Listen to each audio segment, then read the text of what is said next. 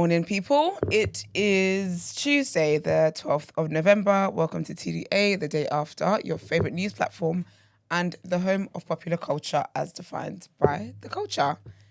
I'm the only host in here at the moment, so good morning. As always, my own royalty. And Brent is here with me. Good morning, everybody in the chat box. Let me just throw out some personal good mornings. Good mornings.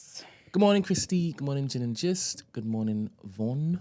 Good morning, 9 Ether. Good morning, DCF Mooks. Good morning, Sarah. Good morning, Brickavelli. Good morning, Davina. Good morning, Leon Brown. Good morning, Abby Apia. Good morning, TJ. Good morning, Dr. Amani.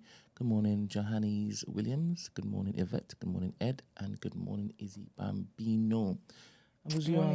How was your morning, Esther? Do you know what? Yeah, I actually wish everybody that's an annoying, stupid driver on the road a bad day. I hope you get paper cuts throughout today. Hella paper cuts. When I wish people bad, it's like the most inconvenient thing. I don't want you to break a leg. That's too obvious. I want you to have like little inconveniences. Just little? Just very little inconveniences. Like, you want salt, but there's always salt in this building, but today there's no salt. You want a fork, but as you go and get it, someone takes the last one and now they're out of stock. Paper cuts. You lose all the lids to your pens. Yeah, stuff like that. Very annoying drivers today. Some silly woman.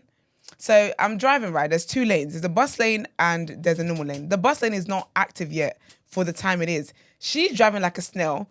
I'm a smart driver. I go in the other lane, but she's upset that I was once behind her and now I'm in front of her.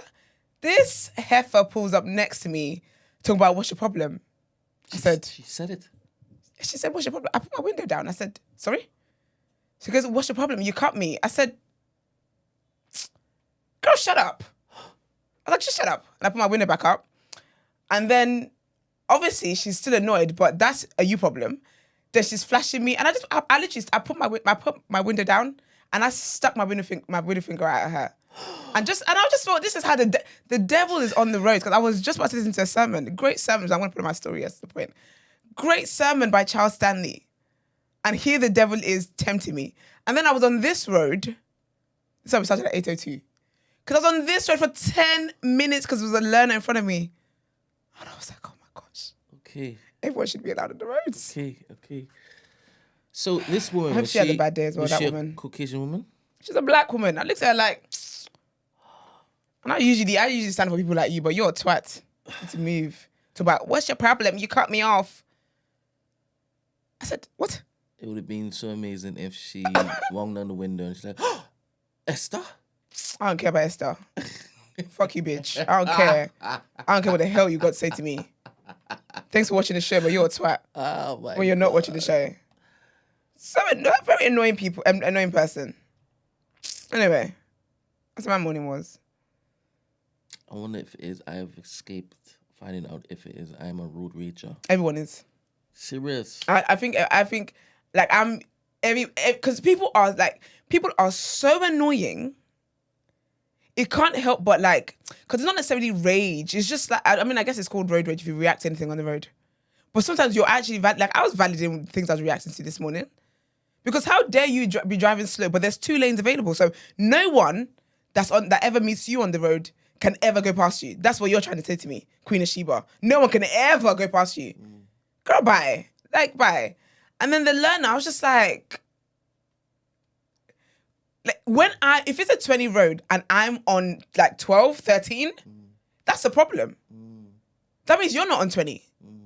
And I'm certainly not on 20. So what are we doing here? I don't mind law abiders. I abide by the law because I've never had a speeding ticket. Like, I'm not doing that. I'm not sitting there doing I'm not doing it. Parking tickets, yeah. That was my middle name. Since my birthday, I said I'm not going to get any more. That's stupid tax. That's why I call it stupid tax. Anyway, I'm a law-abiding citizen. So I don't mind law abiders. That's fine. But you can't just be a nuisance on the roads and then act confused. And then there's people as well that would like, the people that get on my nerves the most are Uber drivers and delivery cyclists and stuff. I just want to run them over. I'm being very honest with you. If I'm going to keep it real. Do you know what they do? They search for addresses Like there's traffic.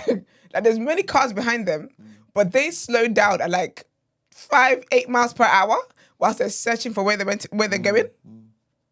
So everyone has to slow up because you want to go and deliver McDonald's. Get the hell, just get out of the road.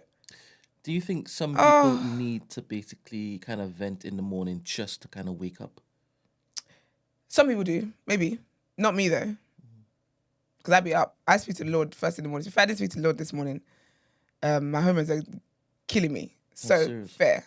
I'm very tired. Like if I slept for 2 days, it wouldn't be enough. My body is shutting down. So fair. But no, I don't think I need to vent in the morning to... Some people do though.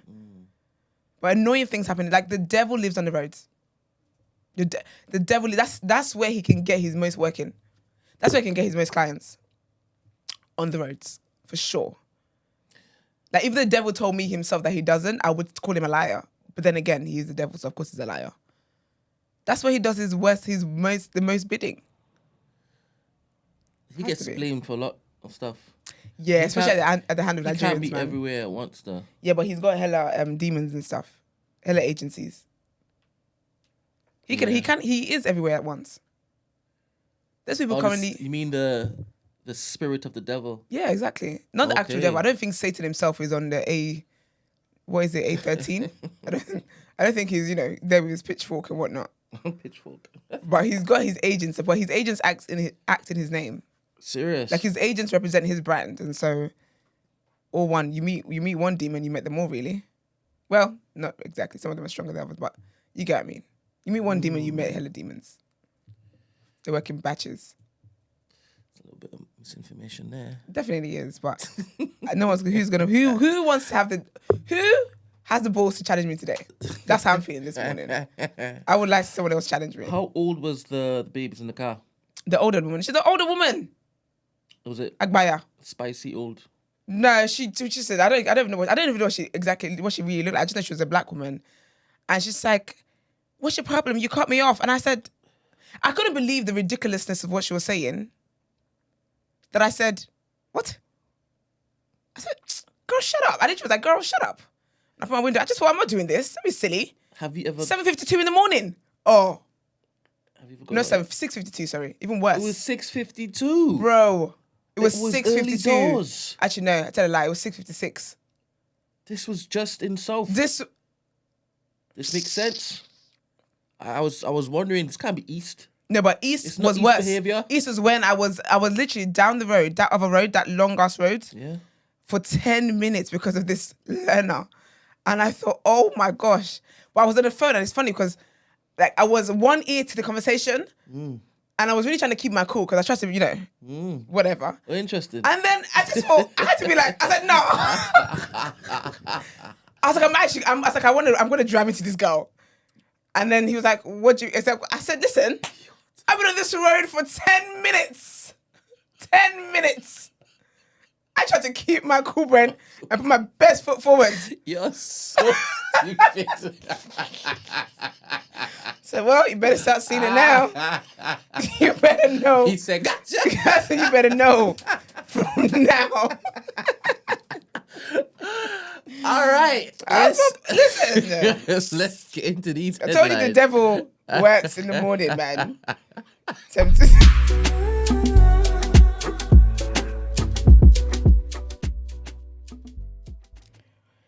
All right, trigger warning on the first one. This is the kind of morning it is. Trigger warning on the first and the third. But yeah, okay. Where's this of? Trigger warning of murder. So, a man in his 60s has been charged with murder after a man was killed and 2 others were injured in a stabbing attack at a market in South London. South again. South again. I need to go back to living in Kent. Honestly, I should have never had a house fire. Anyway. So a man in his 60s has been charged with murder after a man was killed and 2 others were injured in a stabbing attack at a market in South London. Police were called to reports of a number of people stabbed in East Street in Walworth at about 10:40 GMT on Sunday. The Metropolitan Police said officers found 3 people with serious injuries, and one of them, Hilkiah McLegan, who's age 77 from Southwark, died at the scene. That's horrible. Two other men were taken to hospital and both remain there, with one of them in a critical condition. Ali Moussi, who's age 66 of no fixed address, has also been charged with 2 counts of attempted murder and is due to appear at Croydon Magistrate Court on Tuesday. That's today. Mr. McClellan's family are aware of his death and are receiving support from specialist officers, the Met said. Just so interesting about when they say they're receiving support and whatnot. In situations where the person, not close proximity, but we see the person tweeting about stuff and blah, blah, blah, they always say the police never contacted them. Obviously, I'm not saying they did in this case. But it's always interesting. Whenever I hear special things, I just think, that they're helping them and giving them information, free therapy, free grieving counselling, I imagine. But sometimes, child. Anyway. Next one. Boris Johnson's government blocked a request to fund another 10,000 hospital beds at the height of the COVID pandemic, the chief executive of NHS England has said. Yikes. Amanda Pritchard told the UK COVID-19 inquiry the decision made by the Treasury in July 2020 had been very disappointing. Extra beds and staff would have been used to cut waiting lists for planned care and build resilience going into a second winter wave of the pandemic, she said. The government has said it cannot comment while the inquiry is in progress. Health ministers from the time are expected to give evidence later this month to the third section of the inquiry, looking at COVID's impact on the NHS and healthcare systems across the UK. Ms. Pritchard served as NHS England's Chief Operating Officer from 2019 until she was promoted to Chief Executive in August 2021. In her evidence, she said a request had been made to the government for 10,000 extra permanent staffed hospital beds in July 2020. Boris has never been in charges, you know. And then our last one, trigger warning as well, abuse, paedophile. So a Church of England bishop has called on the Archbishop of Canterbury to resign, calling his position untenable after a damning report into a prolific child abuser associated with the church. Mr. Welby is facing mounting pressure to resign after it emerged last week that he did not follow up rigorously enough on reports of John Smith QC's abhorrent abuse of more than 100 boys and young men. Mad. A review of the church's handling of Smith's case said the Archbishop could and should have reported the case to authorities when details were presented to him in 2013. Bishop of Newcastle, Helen Ann Hartley, is the most senior member of the church to call on Justin Welby to stand down after others accused him of allowing abuse to continue between 2013 and Smith's death in 2018. Mr. Welby acknowledged last week that the review made clear he had personally failed to energetically investigate and said he had considered resigning but decided to stay in his role. The Mackin review, external into Smith's case, said he might have been brought to justice for decades of abuse before his death in 2018 had he been formally reported to the police in 2013. And that's it for our headlines in this segment. Don't want to interrupt you, but do you think that if you date a therapist, you get free therapy? You shouldn't. Why? Because that's not fair. That's just you trauma dumping on somebody if you because that's their job. That's like people that expect me to go somewhere and then start podcasting. What do you think this is? No, I don't think that's fair. Like, if I had a partner that was a therapist, I wouldn't. It's not fair. I would tell them to keep their job at the door, you know. Because first of all, you're not going to analyze everything I'm doing in this household. I don't think that relationship will last. All right, help me a little bit. Go on. If you marry like a master chef, do you get? Oh, you're cooking every day. Actually, no. You wouldn't cook every day. Actually, I would imagine at special occasions you'd want to show off. Every day, by the way. I'm not talking about free therapy. But like all the time. Day. Okay. But because that's in the person's head, don't you just get the benefit of it? I don't know. Why would your partner decide to shut off that fantastic tool when I think here and there problem solving? Yeah, but I wouldn't want my partner to be my therapist though, because I'm being therapy talking about you. So, talk to me. I've never been to therapy, but talk to me. What happens in therapy? I talk about anything in therapy. So you sit down and you communicate. Yeah. So what's the difference? There's a difference because this is a paid professional. I don't want, and so with that, like with my therapist, my therapist can let me know, can tell me, can point out patterns in like different things I've told her before. I'm like, oh, did you know this was present here? Da, da, da, da. I don't want my partner doing that. So if you're dating somebody, they shouldn't point out. No, but the thing is, I feel like if it's a therapist, there has to be a line, Because so for me, I want to be a therapist, right? That's one of my goals. I'm now looking into it, blah blah blah. Amen and amen. But with the way I am on it generally, I am that friend who gives like good counsel and whatever else anyway. Yes. However, I was actually thinking about this the other day, yesterday. But when I become a therapist, I'm not going to be everyone's therapist. So it has to be a thing where there has to be boundaries of, do you want me, like if you tell me something, do you want me to look at this from my therapy lens or do you want me to look at this from a friend's lens? So yes, your partner will point out things that you might need to work on or whatever. However, though, there is a certain analysis that goes into therapy that I wouldn't want my partner doing. Or you can do it once in a while, but if it feels as though like every time I tell you a story, every time I say something with you, you've got something to bring up about trauma, about this, about that, I don't want to hear that. This is an uncomfortable space for me now. Now you're my trauma. It's annoying. It would just be like me personally, I find it very annoying. Like very annoying. Like just shut up. I have so many questions.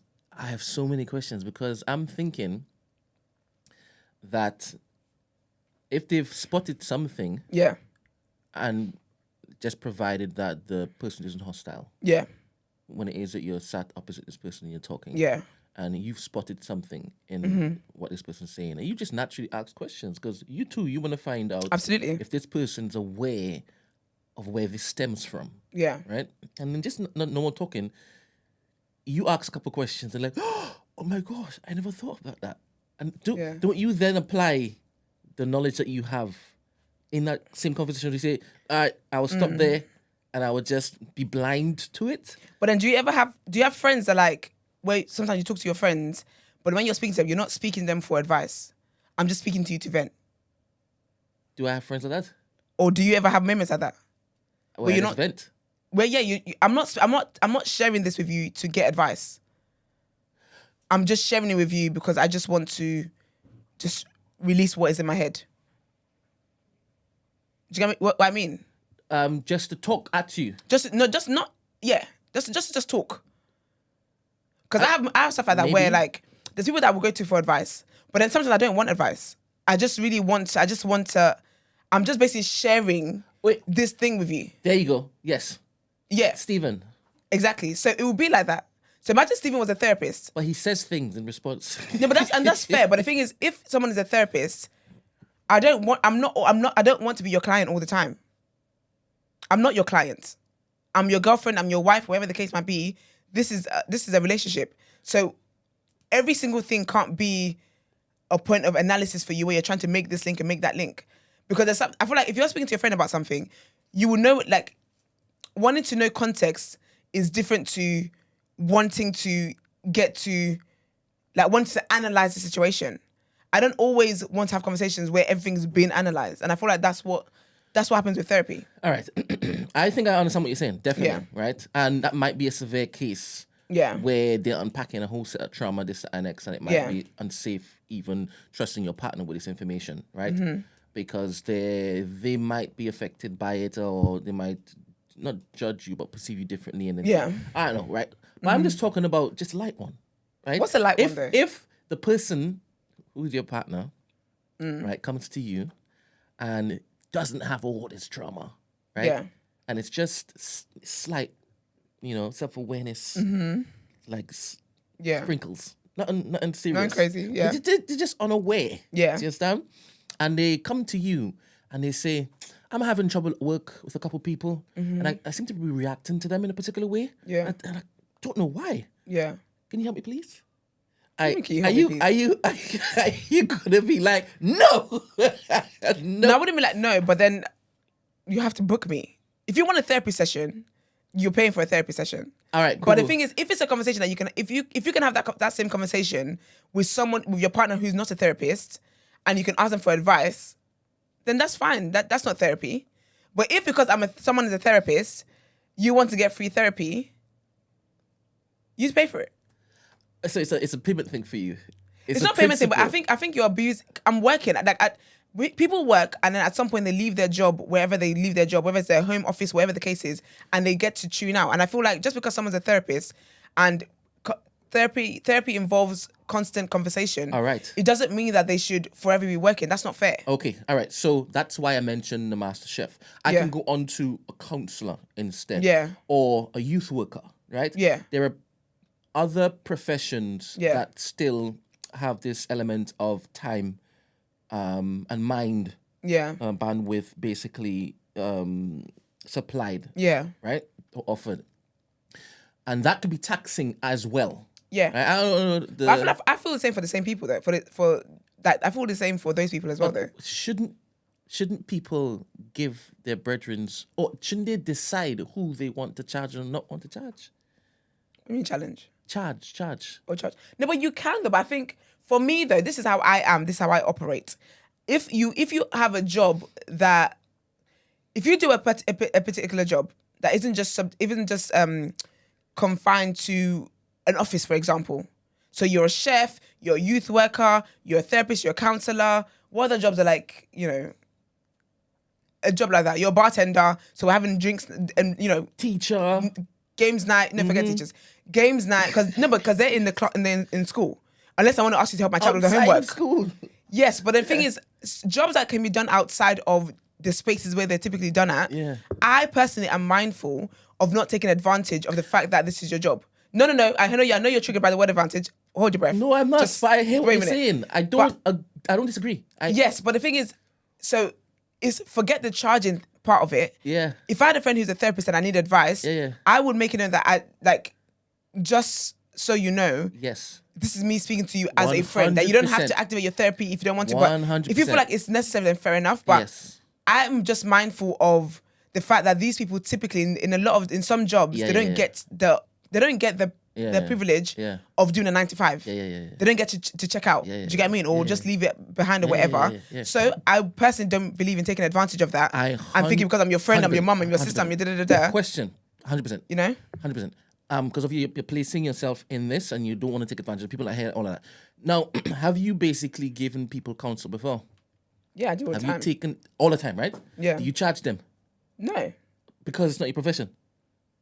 Yeah, because I'm not a paid therapist. But yet you give them assistance. Yeah. But that's why I asked you though, when I said, if this is advice, no, put your hand But down. I haven't finished. Put your hand down.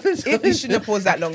If it is advice that someone can give you without being a therapist, then that's not a problem. But if you want therapy, therapy advice, then you should respect people enough to pay for therapy advice. I reckon there are therapists out there, male and female, and these and thems, and these and z's. I reckon that they extend grace and services to their brethren, their loved ones. I'm sure they do. Without asking them to pay. I'm sure they do. But I think that would get draining. No, I'm not saying that it's let's book it in. No, but everyone does that though. Even people that I'm not saying that at all. I'm not saying regular. but I told you it was just a little sprinkle needed. Yeah, but everyone does that though. What you've just said, that's not what I'm saying. Yeah, so what's the question about? So I'll go back to the beginning, right? So what are we doing here? Go back to the beginning. Okay. Is it wrong to basically expect your partner to give you free therapy?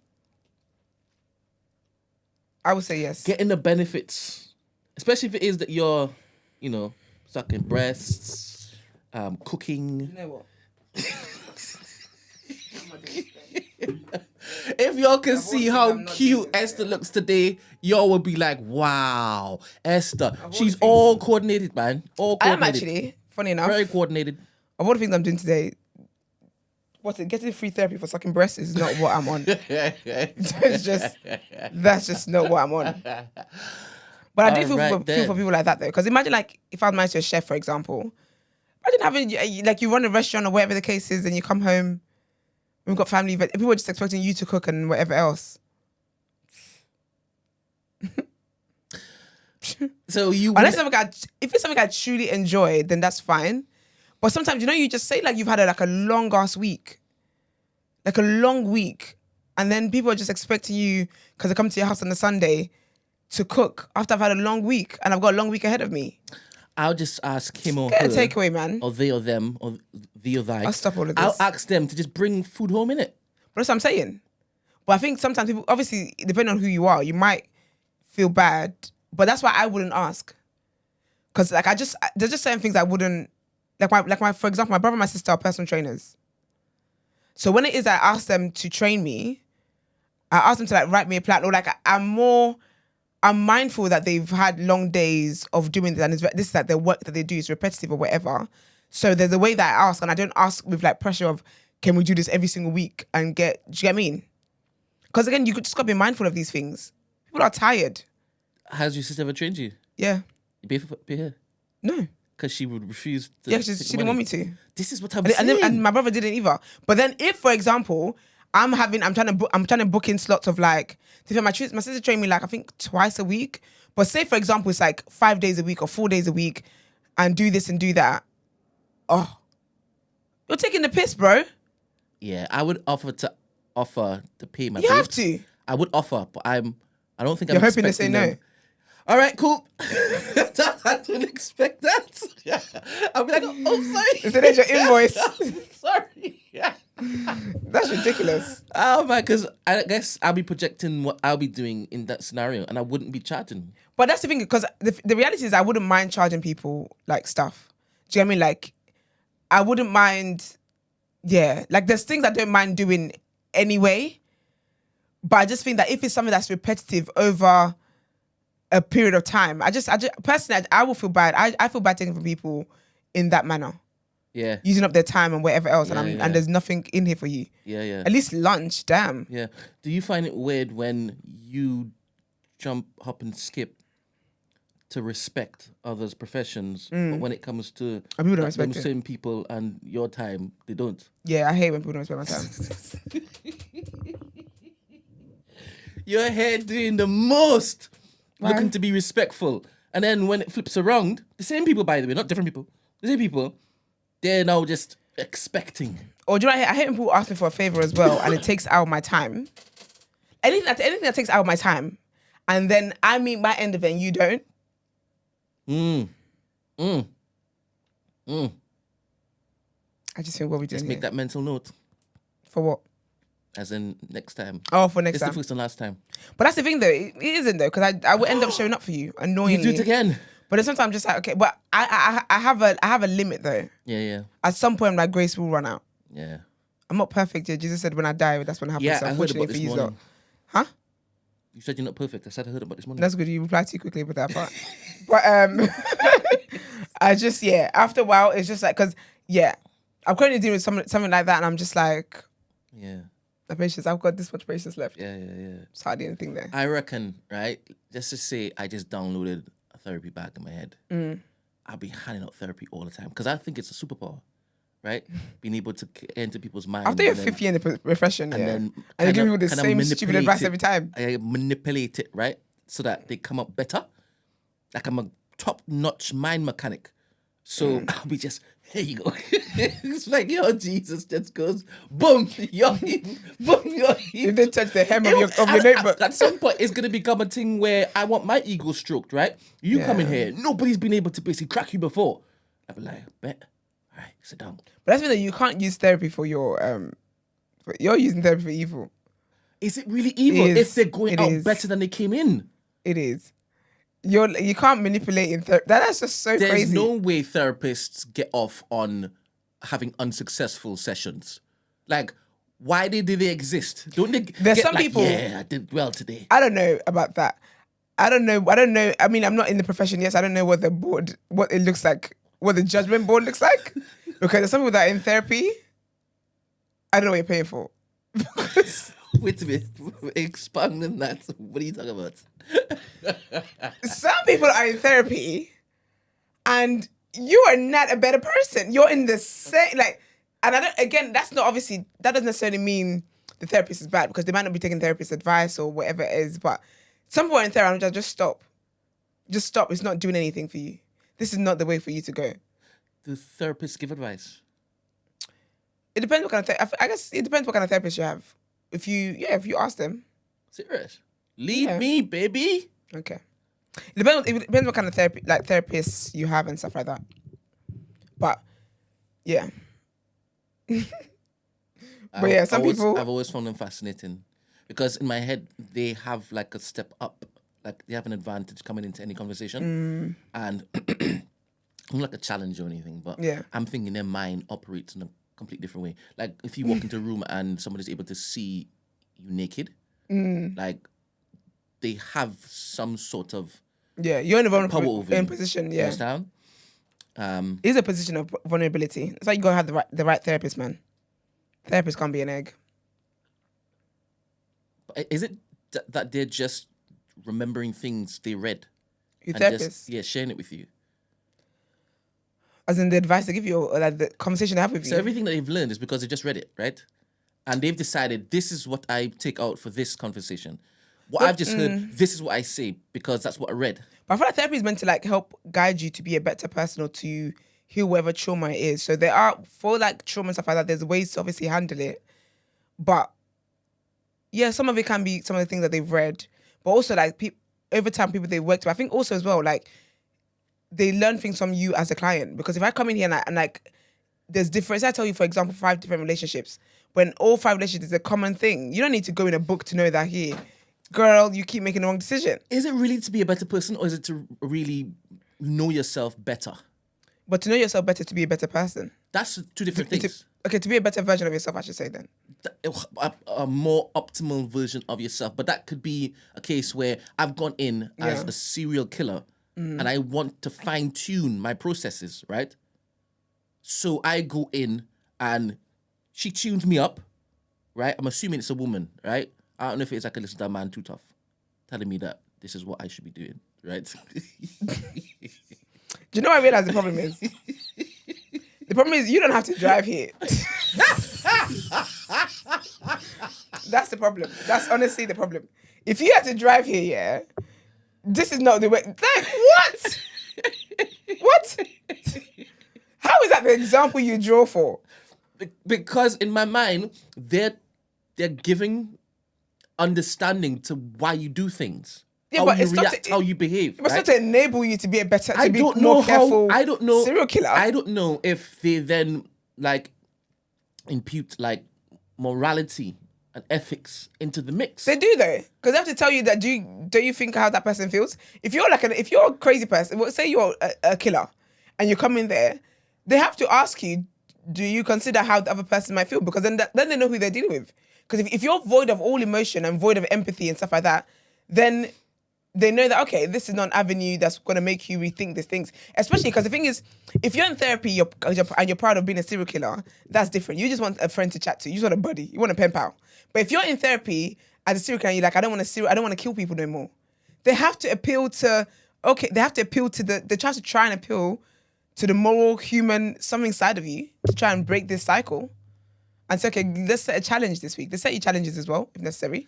And I tell you, go this week, let's try not to kill anybody. Have you seen Billions? No, I haven't. There is a... Is it a thriller? No. Oh. No. There is a woman in Billions. Yeah. Can't remember what her name is, but she's a high-performing therapist. But she does it... She fine-tunes, like, not bankers, stock traders, I think that's what they are. And gets the best out of them to perform at the optimal level in the business. And it's to make them better at their job. Yeah. Do you understand? It's to strip away all the fear, anxiety. But then there might be different types of therapy though, because there's sex therapy as well. What? Yeah, I want to go to sex therapy now, actually. I want to get one on the couch. That'd be fun. Do you know any? No, I don't. Dr. Mani, do you know any sex therapists? The way you just call him Dr. Money anyhow. That's the rest of the therapist, She should have never told us she was a doctor. She should have never come here. Just disrespect her anyhow. If anybody could send me any Instagram pages of sex therapists. No, I don't think. I think sex therapists are different to sex coaches. I don't know if we want a sex coach. I want to talk to a sex coach about y'all. Wait. What's the difference? I think sex coach is different. The coach you on sex, isn't it? Oh, doesn't they tell you how to do it better? I don't know, Brent. I've never been to one. But I know sex therapy is different because obviously people have some different types of things that's associated with to sex and stuff, which is deep. Sorry. All right, let's get into what you're saying. Topic of the day. Yeah. I haven't had a chance to do work.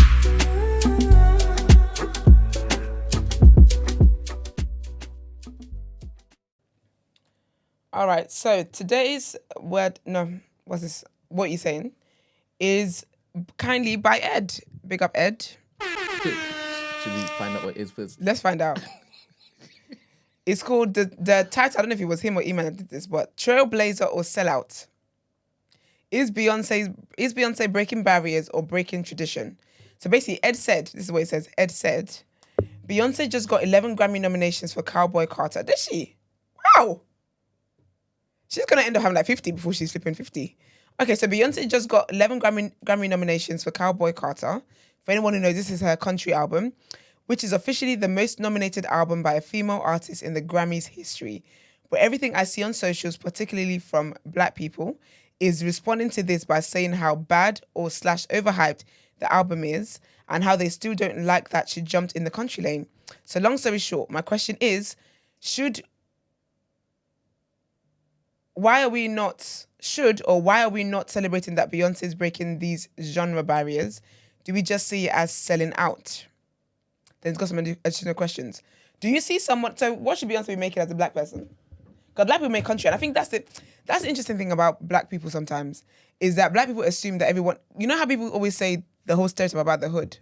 Are we talking straight to Ed or are we just saying Everybody, no, this is not, Ed is giving us a topic, now we're discussing. Okay, it helps me if I have a focus. I'll say it. Ed is not the focus. All right, quick. Ed is not the focus. I don't know why you would have thought Ed was the focus when Ed is giving us a topic of the day. Anyway. All right, good.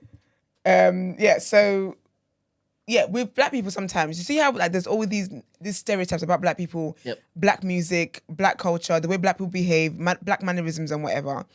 We obviously complain about it, but I always find it interesting how whenever there's someone that doesn't fit that stereotype, we automatically brand them as a sellout. Mm-hmm. So when you got someone who grew up in the countryside, for example, or grew up around mainly white people or whatever, we call them names or blah, blah, blah. And then now you got someone who, say you got a black person that doesn't do hip hop, rap or R&B or soul, now they're a sellout. There's black people who do country music. Black people are very, very talented in country music. There's black people in a lot, like I found there's black people everywhere, you know. They're just not the loudest ones or they're not the most popular ones. I haven't seen this discourse. I didn't even know that she was nominated this many times, but I don't see her as a sellout because she did country music. If she did rock, if I see any black person doing any kind of, I can't think of one genre I might think a black person's a sellout in. Even like opera. It was a black opera singer. What was that thing we watched with, what's that company called? With the films and stuff. Blacklisted. Is it Blacklisted? No, it's not. That's a film. That's a... Blacklisted Book Club. Shout out. No. Just... That's what I'm talking about. With events. And we went to the cinema. And we watched that guy that was playing that instrument.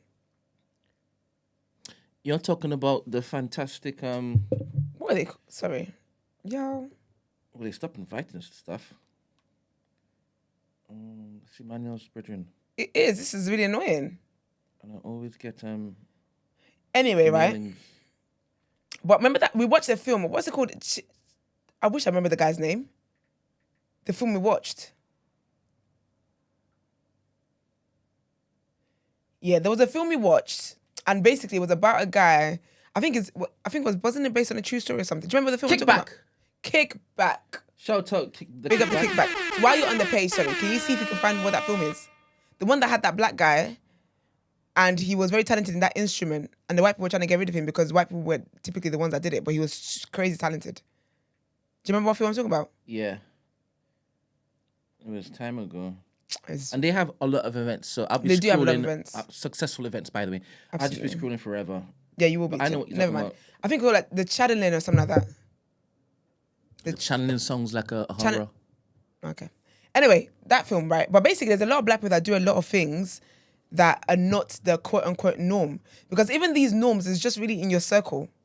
Do you get what I mean? Yeah. So I don't see her as a seller. I think it's absolutely amazing and legendary that she's done that because actually, and that's the sad thing because she, when it comes to the country album stuff, she was being snobbed left, right and center by the country community. So when it was, I think their award season, she wasn't nominated for anything. I remember that was a big conversation and it was funny because obviously I don't think it would be the same people, but there was a conversation on Black Twitter about how she did this amazing thing and she's being snubbed because she's clearly a black woman, blah, blah, blah. So now to get Grammys and then be snubbed, be cast out for that. Yeah, I don't understand how I you're don't get calling it. her a sellout if she's gone into a genre and cleaned up. And I think people always as well, because it was like the whole, is it Dion Sanders? What's it, Sanders? Like, how many lives has she already given you Bro, in the black space? bro, I don't get it. bro. And to suggest that country music is not black is It's bonkers to wild. me. It's wild. There's another genre of music that people always say is not black, but actually starts with black people. It's rock and roll. Yes. Or was it jazz or something? Something like that. But actually the history, classical. maybe. But the history is actually with black people, but then it's been rebranded to be appropriate to be Rock and roll it's been is whitewashed. definitely, rock and roll was definitely popularized in the beginning, I guess, by blacks. Yeah. And then what, Elvis came around. But I think that black people always want everyone to be on some kind of code that the rest of us haven't been told there's a code about. And I always think it's weird. It's like when Deion Sanders wanted to go and coach the white team. I just think sometimes black people are quick to call people sellouts. Question, as we're here, do you really have a problem with this? Because Me personally, it's right now it sounds as Definitely though you're like, we're too quick to call someone a sellout. I think or so. Is it we wrongfully use that word? I think we wrongfully use the word. Kemi Badenoch is a sellout. Badenoch, sorry, is a sellout. And why are you so confident in saying that after just saying Because that we're too quick to call people sellouts? Because she's now in an environment that we deem yeah. is tantamount to her selling out, right? Yeah, but the thing is, I think sometimes the people that get called sellouts are people that have paid their dues to the community and they've done a lot of work for the community. Do you get me? Like, if it's someone that's never done anything for the community, blah blah, I can entertain the conversation about that you thinking that they're a sellout. Yeah. But then even with that though, there's gonna be variables and factors. Yeah. Because if they haven't grown around black people, like there's always gonna be factors with that. Yeah. But someone like Kemi Badenoch, the reason why I can call her a sellout is because she's basically tap dancing for the white man. Yeah. She's putting down her own people and undermining and dismissing the struggles that her people have dealt with and are still dealing with Yeah. just for her personal political gain, which she knows comes via aligning yourself with white supremacy. Yeah. So that's a sellout to me. Yeah. Hasn't there been conversations about Beyonce being not like us before though? Haven't they been saying that she kind of worships the devil and that? Yeah, but that's different though. A lot of people worship the devil, they just know it. And You don't have to be part of the Freemasons to be worshiping the devil. Some of you are worshipping the devil. If you don't worship God, you're worshiping the devil. Beyonce just gets money for hers, you just don't. And do they complain about when she doesn't take stances to help the black community in big events? They're complaining about it. Nigeria. No, but they complain about it when she's not outspoken. Yes. Because she doesn't do things the way everyone else does stuff. Yes. But then it always comes out that she's done something behind the scenes. And she stays doing things behind the scenes. Even when the temperature's not hot, basically. Yeah. But people don't know what that, because they need to see it loud. They need to see it loud and clear, but not everyone operates like that. Because that's another part of wrongfully calling people things that they're not. Yeah. Because you just don't see it as that. Yeah. So she hasn't come online and said, I pledge £1 million or $1 million to this person. Yeah. But the reality is that behind the scenes, she's done that and more. Yeah. And she's actually been pledging regularly. Because Imani would make the argument that we are guilty of the same thing, calling Kemi a sellout. Yeah, Because but he was arguing that. He was arguing against that. We should be celebrating our Nigerian sister. yeah, but we know how I feel about Iman's ideologies most of the time. So that don't really. That's not a thing. All right, I don't think that she's a sellout for collecting them awards, man. I don't think she is. There was a question though. It said, should we care about Beyonce's achievement? Does it matter to us that she has broken the record in a white-dominated genre? I think it's great for history books and stuff like that because, again, I personally believe in representation. So I think it's nice for a child who grows up, a black kid who grows up in a country area or whatever, to see that, who's only ever seen white country artists or country influences, to see that actually, I don't know, a black woman exists in this area, so that means I can do it too. I'm here for representation. The same way people say that with Kemi Badenoch, there's going to be kids who see her and just think, oh, wow, there's a white, party leader. Obviously, when they grow up, they find out she's a piece of shit. But before that, they're like, oh my gosh, there's a white party leader. So I do believe in representation, and I think it matters for that. But me personally, I've never had to see Me personally, the way I operate, I've never had to twice, see... You know, I thought it was a Freudian slip, but it wasn't it? What? You said there was a white party leader twice. Well, I mean, she's white and black skin. You were talking about representation, and you were saying that there were younger girls and boys. Oh, it was a slip, but I guess the heart is where the heart was what it wants. You wanted to basically say she was white. Well, them little kids will see that there's a black woman. Yeah, actually, I definitely think it's a black woman. This sounds very fresh. But they'll see there's a black woman in as a party leader, which is great. Obviously, when they grow up, they'll realize that she's just black with white supremacist ideas, whatever. But in the same way, I believe that with Beyonce and whatever. But personally, me, I've never needed to see someone somewhere to know that I can do it. Do you think it is bad practice to indoctrinate your children with such concepts at an early age? Plantation? Like representation? No. Like being able to identify that particular woman with black skin isn't really black. No, because they don't understand that. And I think that's very confusing for children. I think that, you can't do that. So if they could understand that particular classmate has two daddies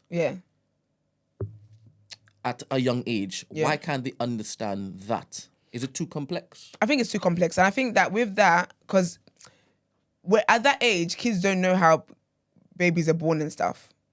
So you got two mummies, you got two daddies, you got mum and a dad. You don't have parents. That's easier to understand than saying that woman who is black is racist or shares or spews racist ideas. That's way too complex. Because even with kids, when you, as an adult, when you know that someone's being racist to them or whatever, you don't exactly say to them, that's racist. What you tend to do is that you affirm them and let them know there's nothing wrong with your skin. You are beautiful. Like you affirm them and let them know that the comment that person has made is inappropriate. You don't tell them that's racist. And back in, we used to be slaves. We used to be cotton and You don't just pour all that information on them. They can't. That's way too much. If a child in reception can come to you and repeat the things that they're hearing from their parents. A hatred for a skin tone. If they can know that from so young. Why? And if it is that we can put them in front of a mirror and pour in affection and affirmation into them at such a young age, why can't they understand the concept of somebody wearing a mask but not being the person they're seeing in the mirror? Because I think that with children, like, because you know what it is with kids, when you tell kids something, it sticks with them. But then they don't have the emotions and the brain and the mind that will help them identify that with the people that they meet moving forward. So they might so when you tell them that, okay, that woman, what they're going to know is that, oh, that's a woman, she's Nigerian, she's black. And my parents have said that she's against black people. If they see another black woman, they don't know, like, it's the same, essentially, the way this black woman looks is the same way that other black woman looks. That other black woman might be a saint, opposite of Kevin Badenoch, sorry. But then they don't have the complex mind to understand that whatever rhetoric this woman is doing is actually for our people. Like, she is for us, she's a great community leader. Of course you can do that, but you're not always going to be with your children for every single adult and every single person, every single life interaction that they have. So I feel like you have to equip them to be able to navigate life without it being too overwhelming. Like, so if you tell them this now, that might stick with them and be like, oh, every woman I see or every black woman I see, maybe she's not really for us, she's anti us. Like, that's how their brain is going to work. Do they understand, these young children in these particular early stage education, do they understand tribes? No, I don't think so. As in friendship circles? What do you mean tribes then? When you say tribe, I think like Yoruba, Igbo. Yeah, I'm not saying that. I'm more so saying the group of people that you associate with. Yeah, but they know that the stuff that you have in common with these particular people. Yeah, but they know that this is my friend, and we get on, and that's it. And they don't necessarily know what binds them together though. It might be like we both like this book, and that's it. That's fine, but that's fine. Yes, Yeah. They will know we both like this book. Yeah. We like this food. Yeah. We like to go to this particular Yeah. amusement park, right? And they will defend their friend Yeah. from an attacker, Yeah. right?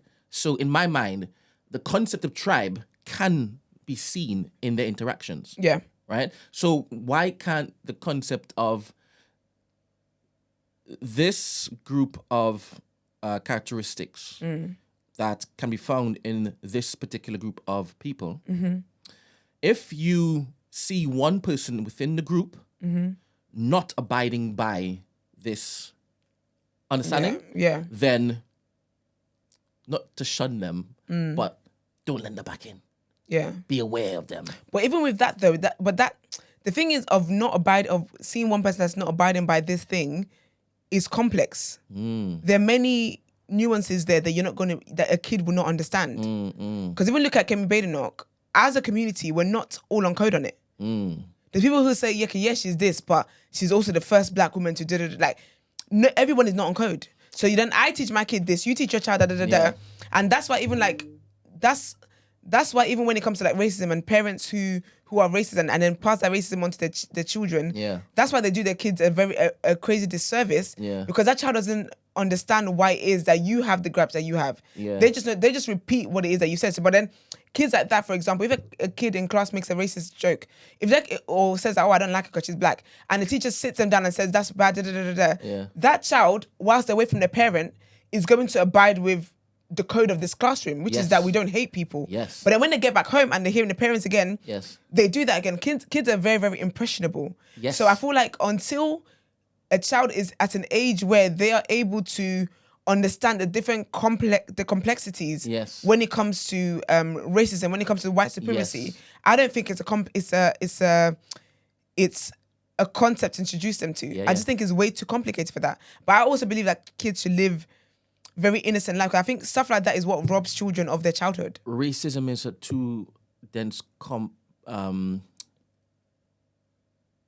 what did you say? I said things to do with white supremacy, racism, it can be too complex. You think it's too complex? I think it can be to introduce to your children. I think it can be.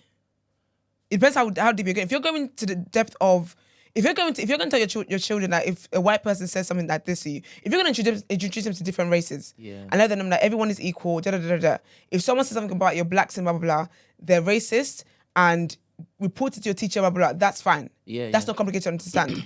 But if you're trying to explain to them why Kemi Badenoch is seen as a sellout in the community, that is too complex for them. No, let's not go to the whole self-hate thing. Let's not go to the... What's the self-hate thing? The Cooney thing. Let's just stick to racism. Yeah. Right? Because I guess some people will say that's a form of racism, right? Yeah, but, okay. As in her being a sellout or being in the coon. Hitting herself. That's how you started there. You wanted the kids to know about that. Yeah, but we stopped on racism. You had said it was too complex a theme to basically teach your children. Not racism in general. That's why I gave the example of if you're going to teach your kid about different races, and you're going to let them know if someone speaks about your skin like this, your hair like this, your features like this, that is racist. That's not too complex for them. That's easy. That's black and white. However, racism can be too complex for kids to understand. Ooh, cool. The deeper you go into it, it can be too complex. Let's surface level. So when, God willing, when it is you have children, if it is that you want children, put yourself in that particular scenario, right? How are you going to fortify your children? How are you going to prepare them for what they might encounter in that classroom? Not just from their peers, but also from teachers. I think it's very, very important to pour into your children and let them know that they're smart, they're beautiful, they're like all the qualities that you know that people pick apart for black children. It's very important to affirm that in your children. And you would only be able to pick up if the teacher is espousing racist beliefs onto your children. If you ask your child, all right, what did you do today? Okay. Exactly. What did the teacher say when it is that you told them about this particular thing? Is that how it is you can gauge whether it is absolutely? But then even then I'm not telling my child, oh, your teacher's racist, because my child has to go and stay with that teacher until further notice. I'm picking up the fight with the school. I'm having a meeting with the school. And I remember actually when I was in sixth form, there was a teacher, I didn't realize at the time that this was institutional racism, Yes. but there was a teacher that was racist to me in the way that she had spoken to me. Yes. I didn't make the connection Yeah. of the racism. Yeah. But when I got home, I was really upset. I was telling my mum, like the things that I was upset about was different to what my mum picked up on. Yeah. And so my mum wrote a letter Yeah. to the school. Yeah. And then she's like, she had an envelope, she said, just give it to the teacher. Yeah. She didn't ask me to read anything, but obviously I'm nosy. Yeah. So I picked up and I read it. Yeah. My mum was reading all the accolades from my family. Yeah. Like saying this person went to Cambridge, this person was in Oxford, I'm a this, da da da da da. Yeah. And she said, I know you don't think that black people are much. Like that's the tone my mum went with because she clocked.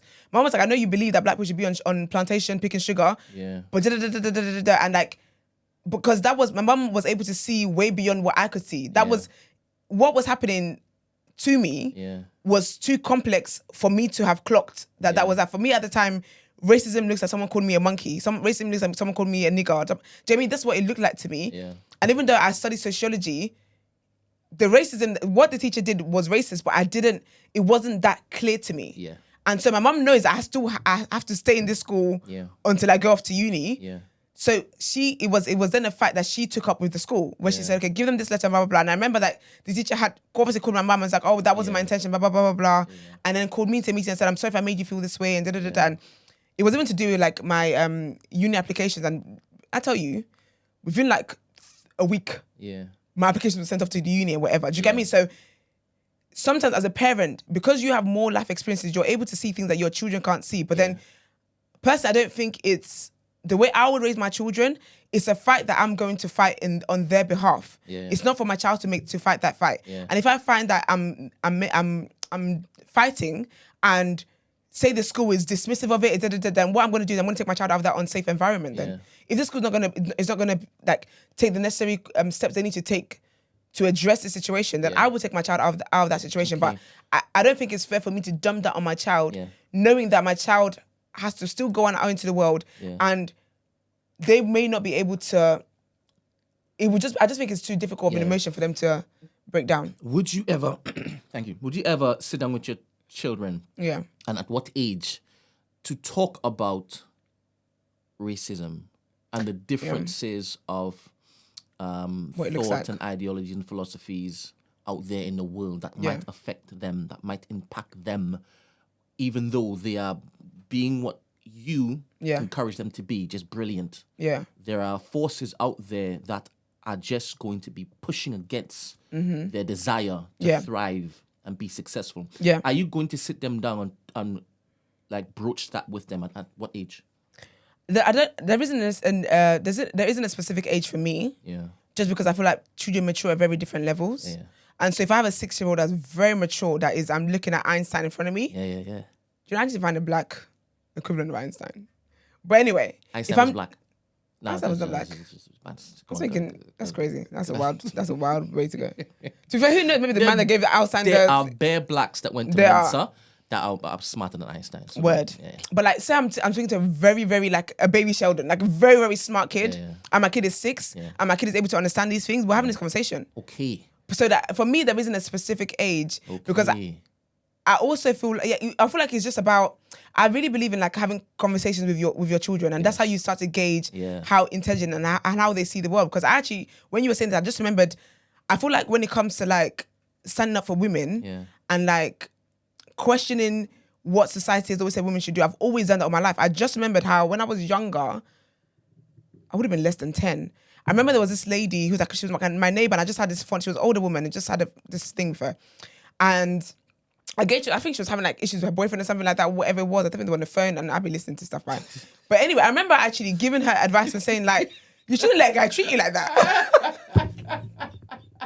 And I was like saying this, but again, obviously at that age, I didn't know that my mind, like the way I was thinking is against the norm, certainly against the norm of my culture and stuff like that. So I feel like, but no one really had conversations with me to know what it was I thought about like women's roles in the family and all that kind of stuff. Yes. So, but if those conversations were had with me when I was much younger, then I feel like I could have been introduced to the concept of I don't know, like feminism, for example, or whatever the case was. I feel like there isn't a certain age, just because children are different. Children have different abilities. But I do believe that there is important though, when you're raising black children, especially with like police brutality and all these things, to let them know what it is that they're working with. And I feel like it's so important to raise black kids confident, because we're at an age now where we keep having conversations about advocating for yourself, but that's to do with confidence. Yeah.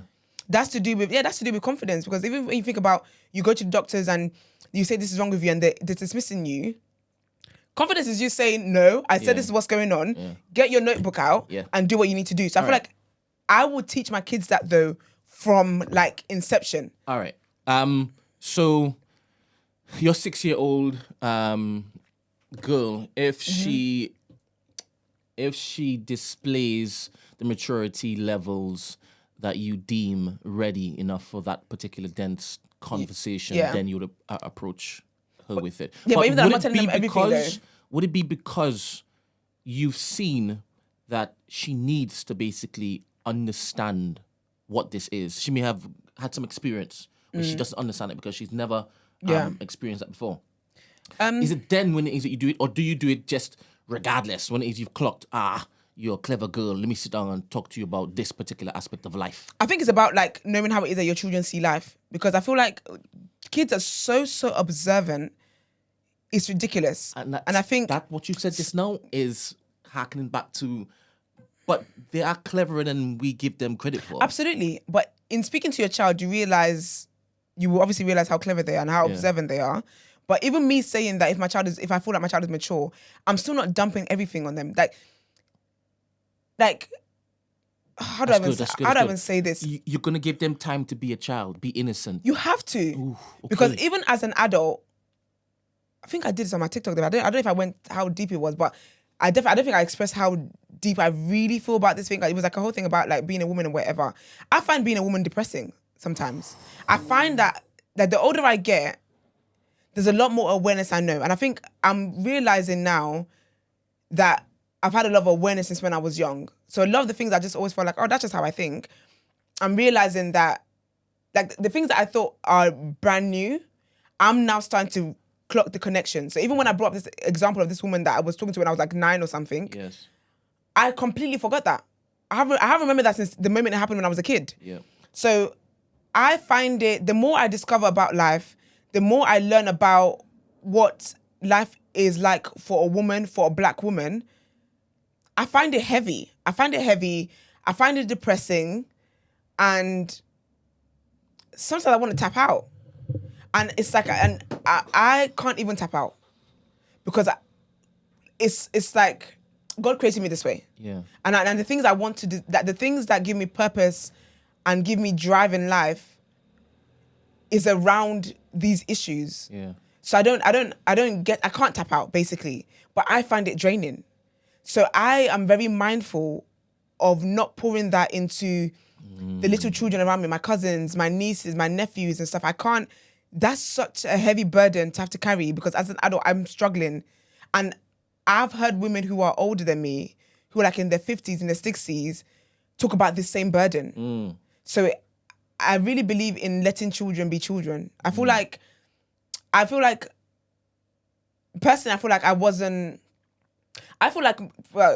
Nigerian culture for a lot of times robs young girls of their innocence and robs them of their childhood. And so I've always said that if I have children, I am very, very mindful to allow my children to be children and not rob them of that innocence of being a child and just living in a world that should literally be like La La Land for you. It should be like just one big game and fun and games. Like I'm very mindful of not robbing children of that. But at the same time, because of the world we live in, there are conversations that we do have to have with our children, unfortunately, earlier than we would probably like to have with them. But I still have to be mindful about how much it is that I do tell them about, because I don't want my child walking around scared. Like I feel like I personally have always walked around scared, because I was told, okay, when you're around a man, don't sit like this, close your legs, don't wear short skirt, So I live in a world of fear, and I wouldn't want that for my children. So, would you sit down your male child early doors and pour into him the things that you believe he's not going to find out for himself? And this is you know how you said that you find being a woman draining, depressing, right? A lot of that, does it have to do with the patriarchal system? Yeah. All right. So if you have a son, and the likelihood is, if it is that you just leave him, he's going to just become part of the noise. Yeah. Would you decide to pull him and don't wait until it is he's mature enough to tell you he's ready to now approach or tackle these particular things? Yeah. Would you pull him aside and say, I'm doing this early? Absolutely. But I feel like when it comes to raising a boy that way, there's more basic levels. I feel like there probably is with women as well, but with women, I think it's just so hard hitting with women, that things to tell women to be mindful of. But with the guys, it just starts with respecting women. A lot of men do not respect women. At the heart of patriarchy is not seeing women as human beings. It's seeing them as objects that you get to just do things to whenever you feel like it, and seeing them as like less smarter than you and less important. So just simply teaching your son respect for women, and that women can do things, like just that basic level will really transform a guy's life. All right, let's talk about reception year 1, year 2, year 3, year 4, just primary school, right? Yeah. How do they learn not to respect women? Girls, sorry. Yeah. And not girls and women, because they're teachers there too, right? How do they learn that? It's in the culture, you know. Talk to me. It's just in everyday stuff. It's like in the way that you probably hear your uncles and your older cousins and dads or whatever speaking about women. And all right, so it starts from home. It starts from home. Everything starts from home. Okay, so they're seeing the elders disrespecting women. Yeah. And when they go to school, or not even disrespecting as in like calling a stupid bitch, but like it could be in the way they talk about them. I want real world examples. So let's just say in a home, a typical household. I guess you can use your experiences, not just your own home, but the home of the friends that you've been in and whatnot. Yeah. What are they seeing? These young boys, what are they seeing from their uncles, their fathers, their brothers, older brothers, that they would now be soaking in? A couple examples. I would feel like it's just maybe like objectifying women. Okay. For example, like talking about women. And talking about her body and this and that, and I would like to do this to her. And are these little boys hearing that? Yes, how many things I heard as a kid? Adults are not mindful. How do you think kids learn swear words? The parents don't see them now and say, oh, by the way, this is when something goes wrong, you say this S word. Let's not use the swear words. I could understand the swear words. That's language. No, but it's the same thing though, because kids they eavesdrop. So even when you see a child that's sitting there, you're in a company, there's adults sitting there, and you think the child is on the iPad, or you think they're reading the book or whatever. They're always listening. Even if they're just in the next room, they're always listening. All right, question. Let's use Mags and let's use Emmanuel as two examples of men who have children. Yeah. Right? For Mags, this is all conjecture, it's speculation and whatnot, right? Do you believe that he, in front of his child, objectifies women? Like talks about them? Yes, because men objectify women, not just Mags, but men. No, I'm just specifically. Yes, I know what you're doing, but I'm going to answer. We're creating content. Men typically objectify women without even realizing they objectify women. Okay. Like it's not a thing where they're not aware of the objectification of that. So see how the conversation we had about things? Yes. Do you know how many men say that? They don't even clock that it's a thing. Let's just start again. In the environment that he's going to be in with his child. Yeah. Can you picture him using that language? Yeah. All right. How about Emmanuel? I don't think Emmanuel calls women things. I don't know how Emmanuel talks about women. All right. So how would Emmanuel, in this example, these two boys there, how would he objectify women in the face of, or the presence of his son? I think he would talk about, because you know what it is, when he would talk about women the way he talks about women with his boys. Okay. Because when it comes to like boys and sons and whatever, it's more like you're a mini me. Yes. So I'm gonna teach you, like you're a mini me. You're gonna hang around me and my boys and blah blah blah. So they feel like they're chilling with their boys. It's gonna be the same thing. Yeah. I'm also thinking about Stephen in this scenario, because Stephen is another example of a man who has children, and and he's in an environment where they are seeing him with their mother. Yeah. Right? They don't see him with any other woman. Yeah. Like no other woman. Yeah. And that's why I was asking these questions, because in Marg's example, he might be on the phone. I'm guessing you're suggesting. Yeah, exactly. He might Stephen would be on the phone talking about another woman. Yeah. And that's what I'm saying. The character of the man goes a long way to dictating what the children hear and see. Yeah. Right? So I want to know, from Stephen's example, he's sending his sons out into the world, not getting any sort of data download from home that disrespecting women, because the only example they would have is his interaction with his wife and their mum, daughter, and his daughter. Yes, do you understand? So they're going out, not getting any info from that particular environment. That objectifying women is a thing. But then they're going to school and they meet other people. They meet other children whose parents are not like Stephen. Precisely. And you're having Marx's son, you're having I don't know about Marx's son. I don't know about mixing it up. So the importance of making sure that your son doesn't just, he's not a follower or a follower of bad things. Exactly. Is also important, right? Because Extremely. you can't safeguard what he's exposed to. And I think that's the interesting, because people always say that obviously charity begins at home, and kids and parents are the ones that raise their children, blah blah blah. Yep. But the reality is that kids spend more time at certain ages with their at school with their friends and stuff like that. So sometimes you haven't taught your child that. Yeah. Your child knows the kind of home they come from. Yeah. However, when they go to school and they mix with other children who come from homes where there's not much regulation going on, they pick up things. Yeah. Do you get what I mean? Yeah. So that's why you have to keep an eye and have conversations with your children, so you know what it is that they're picking up. Like that woman that dilemma that time about the way her son talks about women and stuff like that. But she was like, I don't talk like that. No one talks like that around here. His uncles don't talk like that. But obviously he's picking up from school, and then like even stuff that he's watching and stuff. And they're smart enough to know the environment at home is not... Exactly. You're not going to... They're not running with this. Literally. So they, put a mask on. Good morning, Chijoke. Good morning. Morning, Chijoke. How are you? Yeah, I'm fine. You're right, Esther? I'm good, thank you. Yes.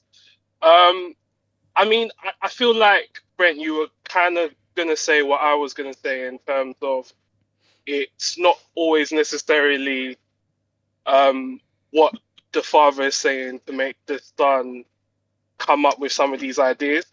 And I'm saying this based on the fact I have a young child who's actually in that primary school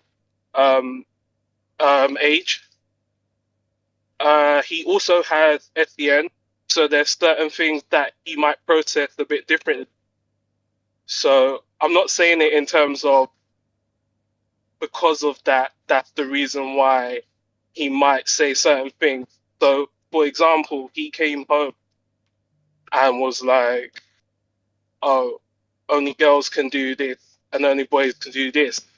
I've never had that conversation with him. I've never said anything like that to him. But it could be just based on what is being said in the playground. And I obviously had the conversation with him not to speak like that and understand that it shouldn't be a separation of boys and girls. But I also want to hear... so I was just going to say, I was also going to say, like, for Esther, how would she think I should navigate that as a father to a son, to speak to him knowing that that's not the kind of things that I'm saying at home? Do you know, actually, what you just said, actually, that example you just gave just reminded me as well. Another way, because it doesn't necessarily have to be like kids eavesdropping. I think it's also in gender roles. That gender roles within the family. So if your child only ever sees the mum doing household stuff, never working, doing they grew up believing that this is what women are, like this is what they're meant to be doing. But I think, what was it your child said? Did he say? He didn't say. Oh, he was just, I think he was just saying like, oh, girls aren't allowed to do certain things. I can't remember exactly what it was. Yeah. But it was basically that whole, girls can't do this and boys are the only ones that can do they can do this that. certain thing. Yeah, and the thing is, everyone was looking at me like, even he said it to my mum and my brother. My brother was looking at me and I was like, I didn't teach him this. Yeah. But then what you guys still talk about in your house?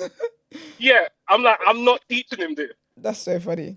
So it was, so it was very much like, and even at home, like, I will cook, I will clean. So it's not like he's seeing things that only boys and girls do at home. I remember, obviously, I'm not absolving myself from like being disrespectful to women. Yeah. When I was growing up, or even when I was like a whole adult, right?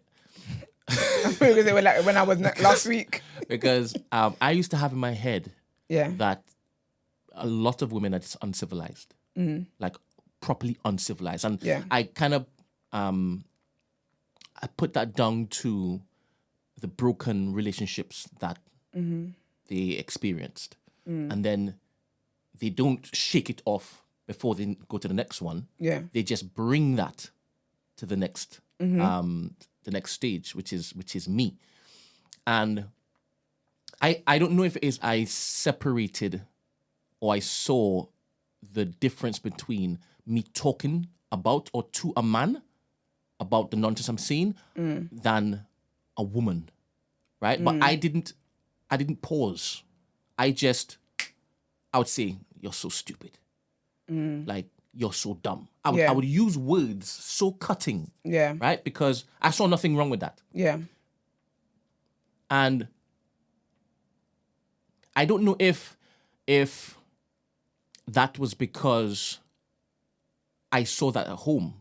Because there was a lot of arguing at home. Yeah. Do you understand? But I don't know if that has affected how I see women. Okay. Right? Yeah. I'm not saying that my father was there abusing my mother left, right, and center, or my mother wasn't abusing my father. I'm not saying any of that. But in any home, there's going to be arguments, right? And as you said, children pick up a lot of things. The environment. And we were exposed to a lot of things. And not that they did it in front of us. I went looking for it. If I'm hearing, obviously dependent on the walls, the thinness of the walls and whatnot. I mean, we were whole 5 bad So mango. citrusy. It's a mango, you know. We were in a small house until it is that we were in a larger house, right? Yeah. So whilst we were all cooped up into a small one, everything was heard, right? And I believe they tried their best. They would go into the rooms and basically, but the walls are the walls, the doors are the doors. And obviously the children are wondering, okay, why have you now removed yourself from this environment to go over there? I need to go and find out, right? And even the way we I guess interacted with like each other as siblings, it wasn't conducive to, all right, learn how well to speak to your brother and sister, and carry that out into the world. You know, it was more a case of, let me not embarrass my mother and father. Let me not do something so it gets back to them, because I know what happens when it gets back to them. Do you understand? Yeah. But after a certain age, that wasn't in my head. Yeah. What was in my head now is, I now have to fend it for myself, and I now have to protect everything that I have grown to know, that I've now framed within myself. Yeah. And I would do it fiercely. Yeah. Right?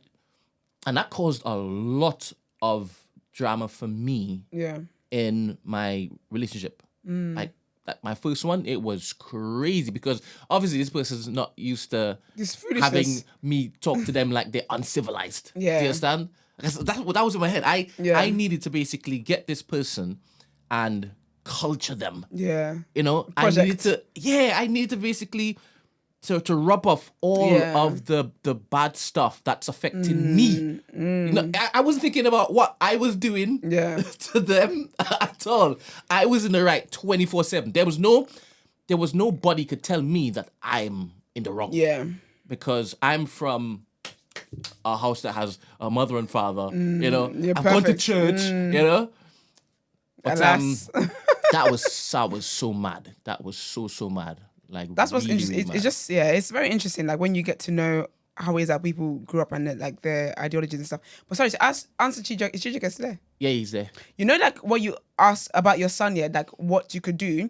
I find sometimes kids need to show, like, know examples. So if you tell a kid something, they always believe it. If you tell them you can't sit on that table, on that chair because there's a ghost under there, they would never sit on there, and they could grow up with that. So I feel like in the example you gave about your son saying that women can't do this, it might be worth showing him women in time or history or whatever, like a real life example of someone that's done that. Not real life example as in it has to be your sister or your auntie or whatever. But like, if you show him an example of someone that's done that, that automatically erases that person. He's now going to look at what that person told him as a lie. Because you told me that women can't do this, but my daddy showed me 2 women that did it.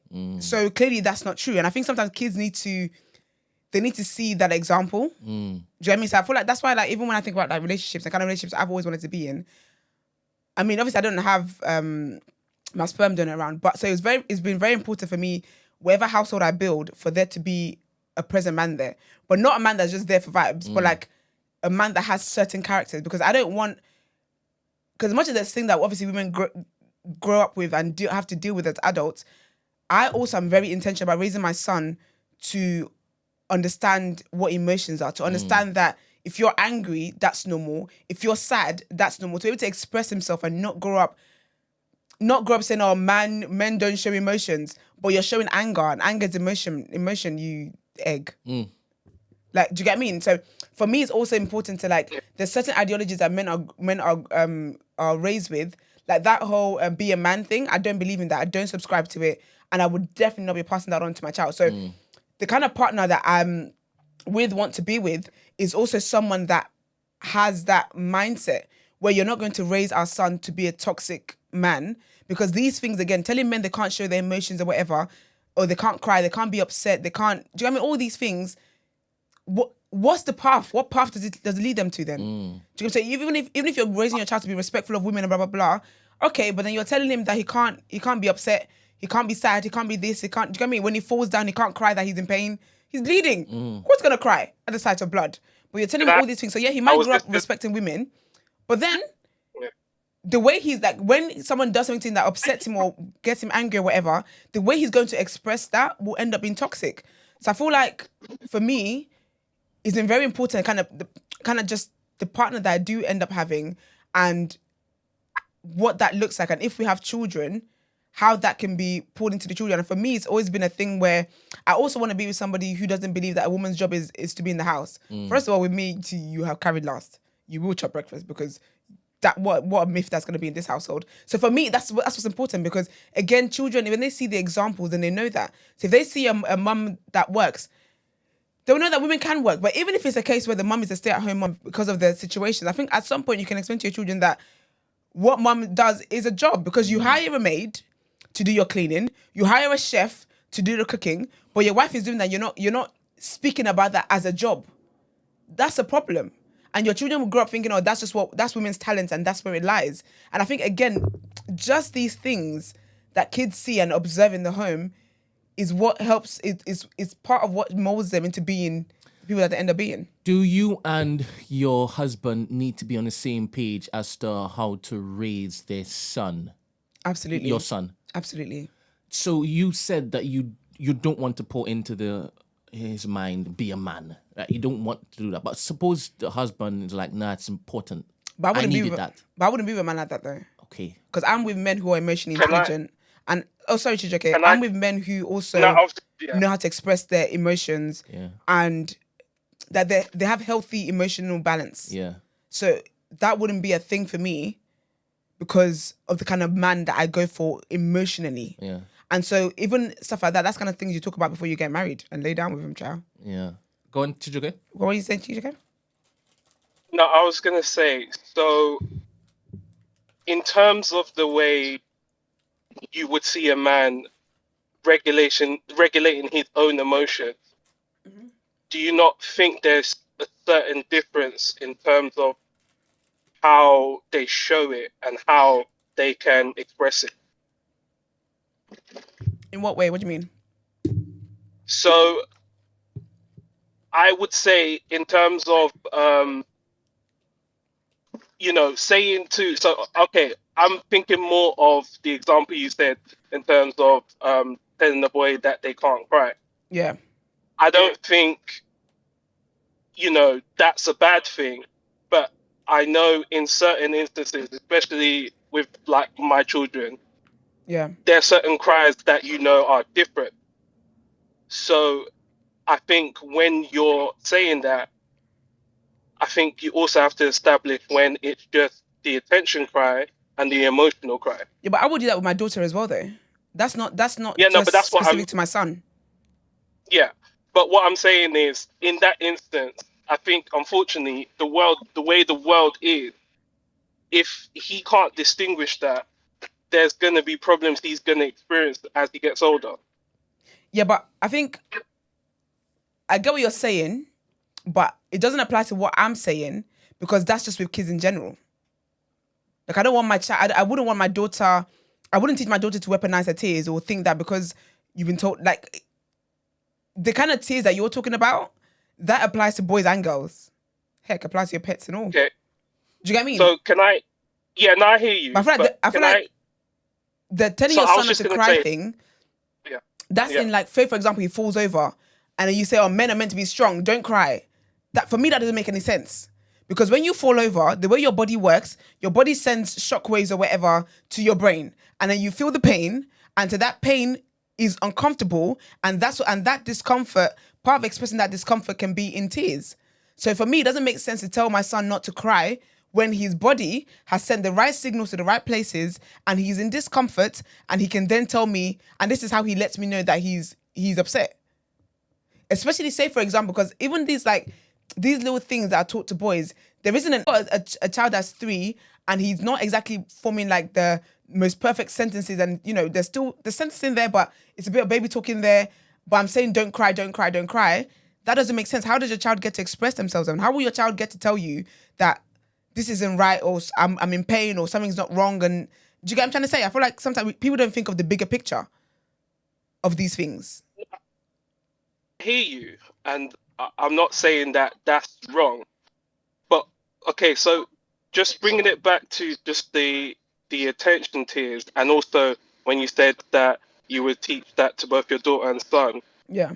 I think as a father, sometimes that can be quite difficult in terms of like, so when you hear, oh, it's daddy's little girl. Mm-hmm. So there's certain tears that I think when you're growing up with your daughter, you won't necessarily see, because when she's crying, you're immediately going to comfort. You won't necessarily see it straight away. So you do hear a lot of these dads that are like wrapped around their little girl's finger because of that. So I think, how do you then navigate that section? Because that's also like gender norms that happens when you're saying the weaponizing of the tears. So then if it's a boy, so if it's the boy that's crying, do you investigate the tears before you comfort him? Or do you just comfort him? Are you asking me personally?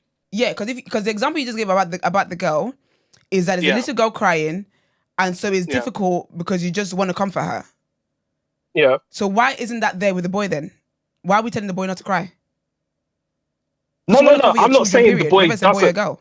No, but I'm not saying the boy shouldn't cry. I'm not saying the boy shouldn't cry. But I'm saying, in terms of how you would see both tears, I think I'm not saying there's not a lot of unpacking that stops that from being an issue. Yeah. But I also think it becomes, how do we regulate it with the world that we have at the moment? Because unfortunately, the world won't change when they leave the house. So when there's certain things that they do, so in terms of like the tears, you also want to also make sure that you're giving them comfort, but you're also understanding your child enough to know when it's like, okay, I understand you're upset, but I also need you to understand that if you're not in pain, what is happening or what is going on to make you cry? Because I ask questions of both of them. That's just how I am. I don't know if that's the Nigerian in me, but I always ask questions. Like, I've got to that point where I have to, even at his young age. And obviously, if I've seen what's happened or I've heard him fall, then the first thing I will do is comfort him. I won't necessarily do the whole, oh, big boys don't cry, even though I grew up with that. Yeah.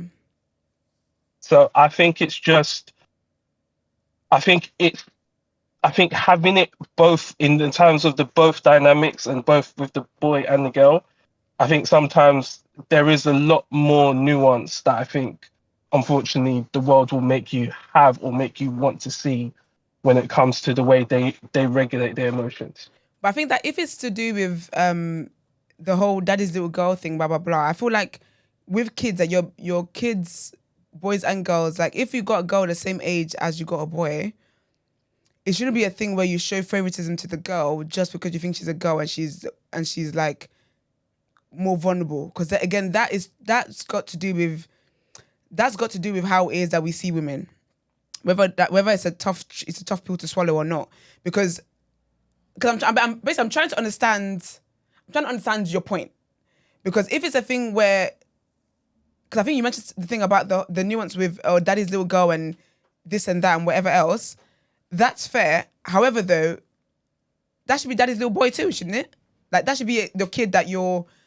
Like I just feel like when it comes to kids, the love should just be the love. Do you get what I mean? I feel like I get what you're saying in that there's this whole thing about daddy's little boy and the whole thing with the boy and the mum being close and all that kind of stuff. But the kid is the kid at whatever age that they're at.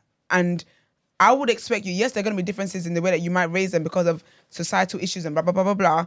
But the level of attention should still be the same. So when it comes to the narrative about boys not crying, I'm not understanding the point, because I just think it should be the same. Question: should we love our children the same?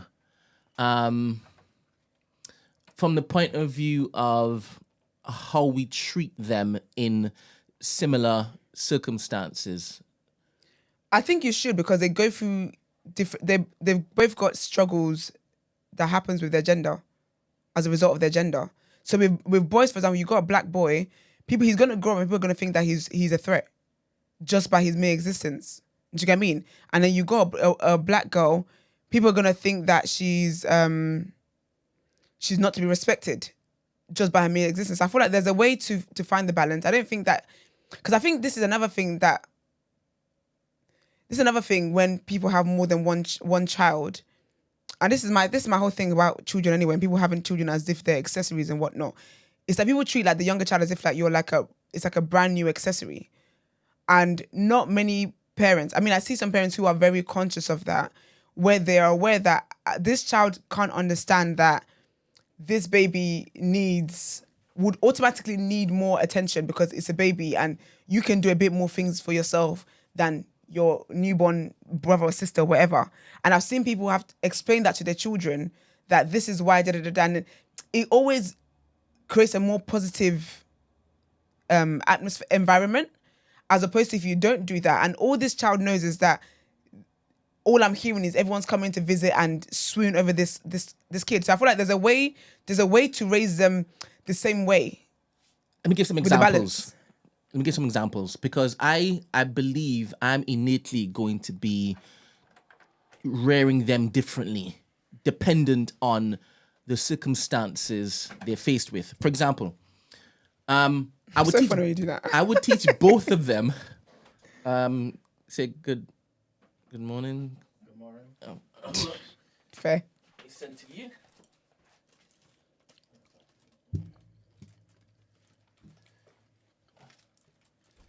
Raising kids is hard. I don't know why people are so gagging for it. I barely raise myself. What's that? Raising kids. Oh, yeah, bro.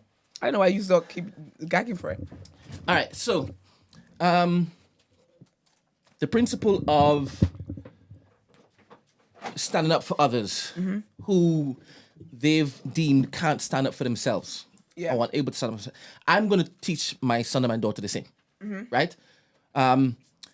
Standing in front of somebody who is being bullied, I'm going to teach them the same, right? Yeah. But when it comes to, look, this particular person is struggling with lifting up this particular thing, I would tell my son, go, quicker than I'll say, go to my daughter. Okay. And lift that up. Because just innately, I would teach them to use their physical strength, they're innately stronger physiology to go and assist. And I wouldn't do that with my daughter. But that's the thing, though. I think when you do that, you're not telling your daughter that she's weak, are you? No. But are there things that you would innately teach your daughter that you might not focus so much heavy? So say, for example, when it comes to strength, you will Yes. focus on your son more than you would Yes. your daughter. Yes. I don't think you would not focus on your daughter at all.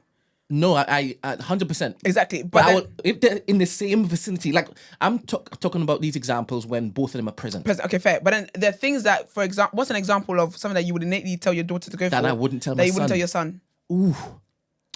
Ooh, that's a good question. I bet it You, is. you want to help me out here, Manuel? Like, what's something that you would... His mic is not on. Is mic's not on? Why are you calling Jesus? Why are you... What? Where'd that come from? Jesus They Christ. don't call the Lord's name in vain. Here you are. No, I'm saying maybe this is Jesus Christ saying maybe he shouldn't have. That's worse. That's blasphemy. Shouldn't have done that one. Shouldn't have gone with that verse. Jesus It Christ. said, sorry, Lord. So you see how Brent gave the example of like innately he would tell his son, if there was something that needed to be picked up and his son and his daughter were there, he would get his son to ask to do it. What's an example of something that you would innately, they're both present, you would tell your daughter to go for rather than your son? If another girl was upset about something. Okay, so to be the one to check up on her. Yeah. So see, that's what I mean by like, ultimately, there's still a balance in the way that you're raising them. So I don't know whether, because when people say balance of the way you're raising your children, the way I think is that, okay, 70-30 or like is skewed. But for me, I feel like there's always going to be a balance because again, there's certain things that you would teach both of them that's important for both of them to know. Yeah. And there's certain things that as a boy, you have to highlight to your boy. And as a girl, you have to highlight to your girl. But it works out that you're treating them the same, no? Wouldn't that be reinforcing the stereotype that men are supposed to be doing men, It depends. macho things and that's why, strength and But that's why I whatnot? asked if you're going to tell your daughter she's weak. Because, again, it's not going to be a case of you're telling your daughter she can't help. I feel like it depends what it is. Like, if it's, I don't know what it could possibly be. But I think that if it's a thing where whenever there's something physical that you never even find out whether your daughter wants to do it, then you are reinforcing negative stereotypes because she might be a strong girl. You don't know, but also she might even be like, say for example, like say something like running, for example. You just assume your son is the only one that can run. She might actually be a faster runner than your son. Do you get me? So I feel like there's things that you have to. Yeah, I feel like it's very easy to reinforce these negative stereotypes in society, but that's why you have to be conscious enough though to question these things. With the whole falling and bruising your knee, I'm treating both of them the same. Yeah, but some people aren't. Some people are not. Their son can't cry. No, It's crazy. I'm not even suggesting that that's where I'm going with it. I was just about to ask you. Where you going? Where you going? 100%. If it's hurting enough to basically How do you know though? It's not your knee. no, but this is my approach to parenting, right? Before I enter, I don't want my daughter or my son to be crying for no reason. Word. I don't want them to get into the habit Word. that each time they're hurt, It's tears. the tears is supposed to be the thing, Absolutely. right? I'm not looking to stop them Yeah. from expressing themselves in that manner Yeah. either way, because in my mind there are times when you can't. It doesn't matter if you try to force it; it's still coming. Yeah. That your body is just letting it out. Do you understand? You may not go, but the tears will Yeah. flow. And there's Do you like kids can understand? have a And you can stupid have reasons. that. You can have that. There you go. Yeah, but they're making a noise. Yeah, but the point I was making though, but that's the thing. No, but you know what's so funny? I can't stand Disturbing that. the peace. Kids crying. Yeah, listen, I have like a few, like a minute max, and that's so generous. I have a minute max. After I'm like, okay, like you stop all of this because I don't know what we're doing here. But I'm doing that to my boys and to my girls. Yeah. I'm not. There's no discrimination when it comes to. I don't want to hear female or male tears. Like everybody, shut up. So, but that's what I'm saying is that some people don't. That they will let their daughter milk it. But their son can't milk in the same way. In my house, there's no milking anywhere. Everyone be quiet, kind of thing. But that's what I don't understand. I don't think it should be a thing of raising your boy to be like, oh, you can't cry. Because that's the thing again. It goes back to how we started this about telling your kids about racism or whatever. They're hearing don't cry for this one thing and they're just going to apply it to everything else. So even when they are actually harmed, they're going to think, oh, daddy said, or mommy said, I can't cry. But then they actually need to cry. Because them crying is how you know the flipping bookshelf fell on them. Do you get what I'm trying to say? So that's why I say that when it comes to kids, like, you have to, there's just a way of communicating with them because they can apply the one thing you say to them. This is why, like, even like the things that things that you point and the things you say to them, they don't have the mind to understand that there's different scenarios in things. So if you say, for example, I'm not good at this, you have to say that, okay, this is not your, like, there has to be a way that you say it that doesn't make them think that, oh, okay, I'm not good at anything then. Because kids don't know that there's different scenarios for different things. This started with us telling kids that Kemi Badenoch is a white supremacist. And I was saying you can't do that because they're going to walk around thinking every black woman they meet is a white supremacist because they don't understand that there's different situations. And there are some special children, like really, really, really observant, who would just observe their father or their mother and just look to mimic them. So if you're seeing your father like stub his toe, and he's like, and he just brushes off and continues. That child is thinking, even if I stub my toe, I can't allow these tears to drop. No, I can't because my father doesn't do that. That's right. Do you... Oh my gosh. You should have stayed out of this conversation. It's okay. You shouldn't have come in today. No, I'm joking. Ginger is the soundboard I need because that's exactly what. And I guess for those children, it's important to know. Wait, I didn't say that. Hold on. Wait. No, What do you mean? When you said, "Oh my gosh," I said that was what I needed to say. I was thinking that. Okay. Oh, I know you didn't. Respectful man. And that's where it's important to know your children because if you know that they are mimicking everything that you do, how it is that you feel, how you express those feelings, then it can be dangerous if you continue living your life without feeling in that manner, you know, because, well, you might tell yourself, no, if I'm fine, then they'll be fine too. And I think I also have space for that too. I have space for that too because for a lot of men, for a lot of women who are like that, who have survived, who have thrived in being like that, I'm not going to take that from them thinking that that's the best way. That's the best thing they can give to their children. Because they've managed to basically be successful in that particular framing of human life. By the way, I agree with everything you guys are saying, but how do you bring about that balance? Because especially when you're a first time parent, you may want to, lack of a better word, baby your kids, right? And the whole thing about, you know, not crying or allowing them to cry. Remember, in the real world, there's going to be certain things that, as parents, you can't protect your kids from. And they need to be prepared for. So how would you balance that sort of thing, where it's like, okay, I'm going to allow you to express yourself, cry, and do certain things, and of course, like you said, you may give them a time limit, but there's still, you know what I'm saying? There's still.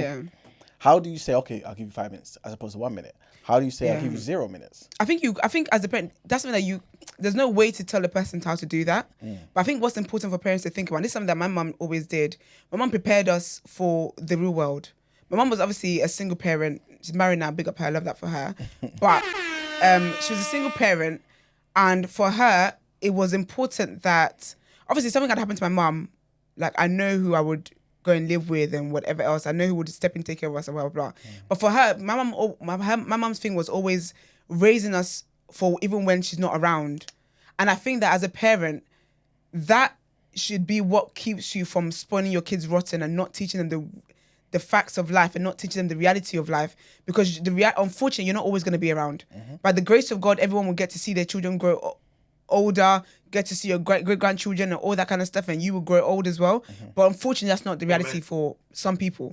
So for me, like, if I was to ever have children, that's how I'm raising them, where there has to be a balance. I feel like, yes, of course, if it's your first child, you want that whole, oh my gosh, my baby, but so I've seen people set their kids up for failure. Where is that? Because you're not strict enough, because you don't put your foot down on things that you need to do, because you've allowed yourself to get wrapped up in this whole, oh, my first child, I'm that child now outside of you does not know how to function. So my mom was so intentional about that, about raising us to be independent. Like, even like when it came to like making decisions and stuff, some people might always agree with certain things, but my mom would let us be independent with certain things. Where, like, say for example with school, like, oh, like, what should I do? Mom would like, what do you want to do? And and you've thought about this. Like, why have you come to this? All of us, the unis we wanted to go to, we all chose our unis. My mom didn't choose any of our universities. My mom didn't pick any of the subjects we were gonna do. It was just a case of, okay, this is it. If you pick up a subject obviously that you're not great at, ma'am, you're stronger at this one. Don't you think you should consider this one? This is because again, you got to allow your children to be able to do this thing. Even like when it comes to like little forms, for example, my mom would be like, okay, read the form. What's the school letter say? What do you get from it? And then let me know what they're telling me, what this is about, and I'll sign it. Because you have to get your children to a point where they have to be independent. I think if parents think like that, if you think of the fact that you may not be around, and my mom's thing was always as well, I can't, because my mom was such a great single mother that I remember one time my sister was like, how she wants to be like my mom when she grows up. She's like, I don't want to be a man. And my mom had to sit down and be like to her, no, like, yes, I do a great job in that. I never lacked anything growing up, not a thing. My mom worked hard. Like, she was amazing at being a single parent. Is now as I'm older that I'm able to understand how difficult it was for her, but I never ever saw it as a difficult thing for her. But she was so great at it. But when my sister made that comment, she was like, she sat down and she was like, this is not how God intends for people to do life. This is not how God intends for people to have. But she had to have that conversation with her, where don't grow up thinking, oh yeah, I want to be Mom was like, if I could have help, I would have help. Yeah. Do you get me? But these are the things that you have to intentionally, you have to think about things. So my mom was always big on as well, I'm not going to spoil you rotten, not teach you the right values, not teach you these qualities that you should have, because I don't know who you're going to live with should something happen to me. Yeah. The way they do things in that other house, you're not going to go and be a nuisance there, and you're not going to go there and not be able to be independent, and because you're expecting a replica of your mum in another family, which might not be the case. Obviously, she wasn't telling us I'm going to die or whatever, but there was a way she had to have these conversations with us where it's like, when I'm not here, you need to be able to hold your own. 100%. So like, as much as obviously I don't want my mum to die and whatever, and I dread the day that ever happens, we're all confident we'll be fine. Like we will be fine. Like even down to my sister who's 13 year old, 14, because again, obviously the rest of us have been raised well where if something was to happen, we can take care of her. Do you get what I'm trying to say? So I feel like that's how you find the balance. You've got to think, it's nice, obviously, and it can be a bit morbid, but that's the reality of life. Life changed for people in a second. Like when Orisha he was telling us how he and his brother was a carer for his mum. That wouldn't have ever been his mum's dream or his mum's desire, anything like that. Do you get what I'm trying to say? So as a parent, I feel like as an adult especially, that's how you get that balance. You got to think about a time when you're not going to be here, where people have to have your children. Some people's children I will never watch. Your child is a nuisance. I'm never watching, because your child has no manners and your child is just a menace. I'm not watching your child. But then you got to raise your children to a point where even if you do need help, they can go to someone's house. They're not going to be a burden there. They're not going to be waiting, looking at the clock for when next you're going to come here and pick your child up. And then next time you need help, they're like, no, sorry, I'm not free. Even though they're flipping at home, you can see the lights are on. I feel like that's how you get the balance. You, as a parent, you've got to be realistic. You just have to. I mean, I fully agree with you. And yeah, I'm not going to say anything to kind of counteract that at all. The only thing I was going to say is it just made me think of, I don't want to be too thingy, just in case they're listening, but a friend of mine, a friend of mine's got two sons, right? Yeah. And basically one's older and the other, right? And the other one, obviously, when they're first time parents, it's like they really wanted to run to his attention. If he's fallen down, whatever, so he would cry and look for mum and dad. Yeah. The second one, they realized that wasn't the best approach. And I remember one time I was chilling with, because obviously he's a small kid, I was chilling with the kids now and they were playing with their toys and whatnot. And what certain kids can be very unruly. Yeah. And one was just, what's the word? Just all over the place. Yeah. And must have come in and did something to him. I can't remember. I think it was like a kick or something. Yeah. Accidental kick. But it was so hard. You heard the thump. Oh my God. Esther, I couldn't believe it. Because I thought, if this kid kicked me, I would be in trouble. Reflex, when we kick you back. The boy just went, it was basically, got kicked in the head. It was like, Yeah, it was something crazy, yeah. He kept playing with the toy. And I looked at him and said, are you okay?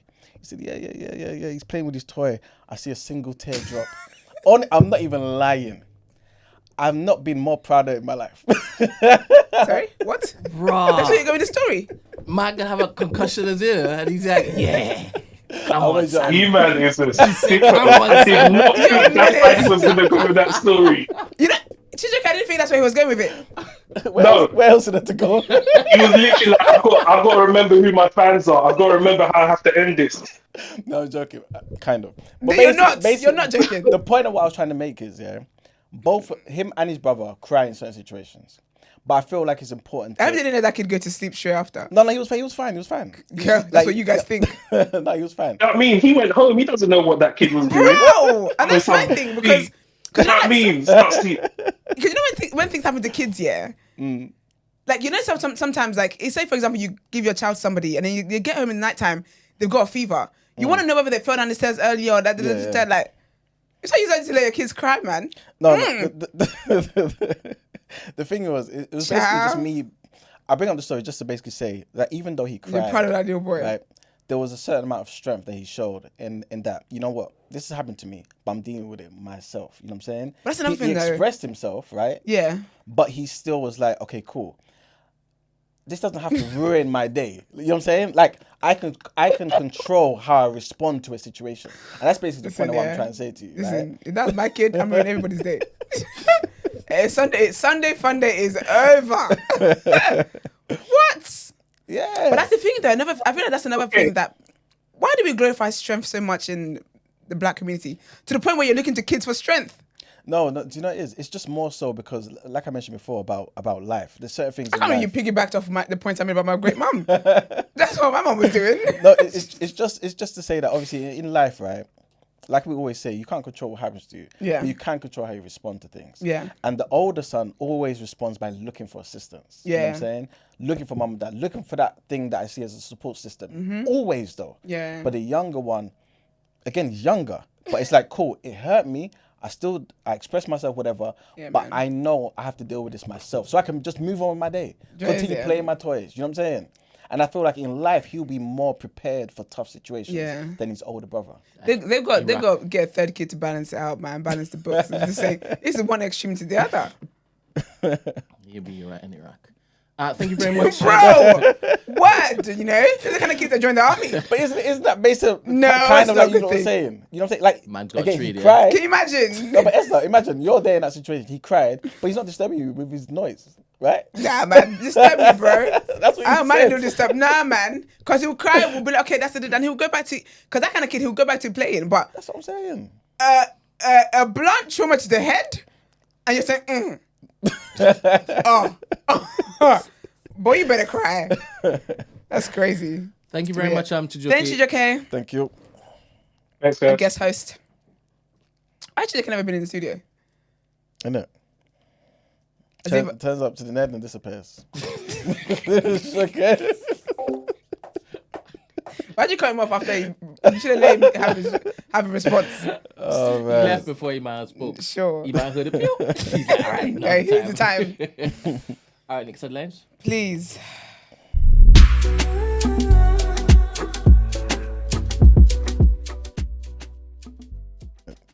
No, there's no word of red. Okay. All people's journal. Well, Get to the 10:15. All right, people. So our next set of headlines.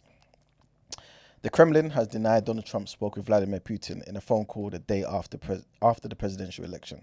So the US president-elect reportedly urged the Russian president not to escalate the war in Ukraine and reminded him of America's sizable military presence in Europe during the conversation on Thursday. This according to the Washington Post and Reuters, citing sources that were familiar with the call. According to several other sources, though, the pair went on to discuss the goal of peace on the continent, as well as the prospect of a further call soon to look into the resolution of the conflict in Ukraine.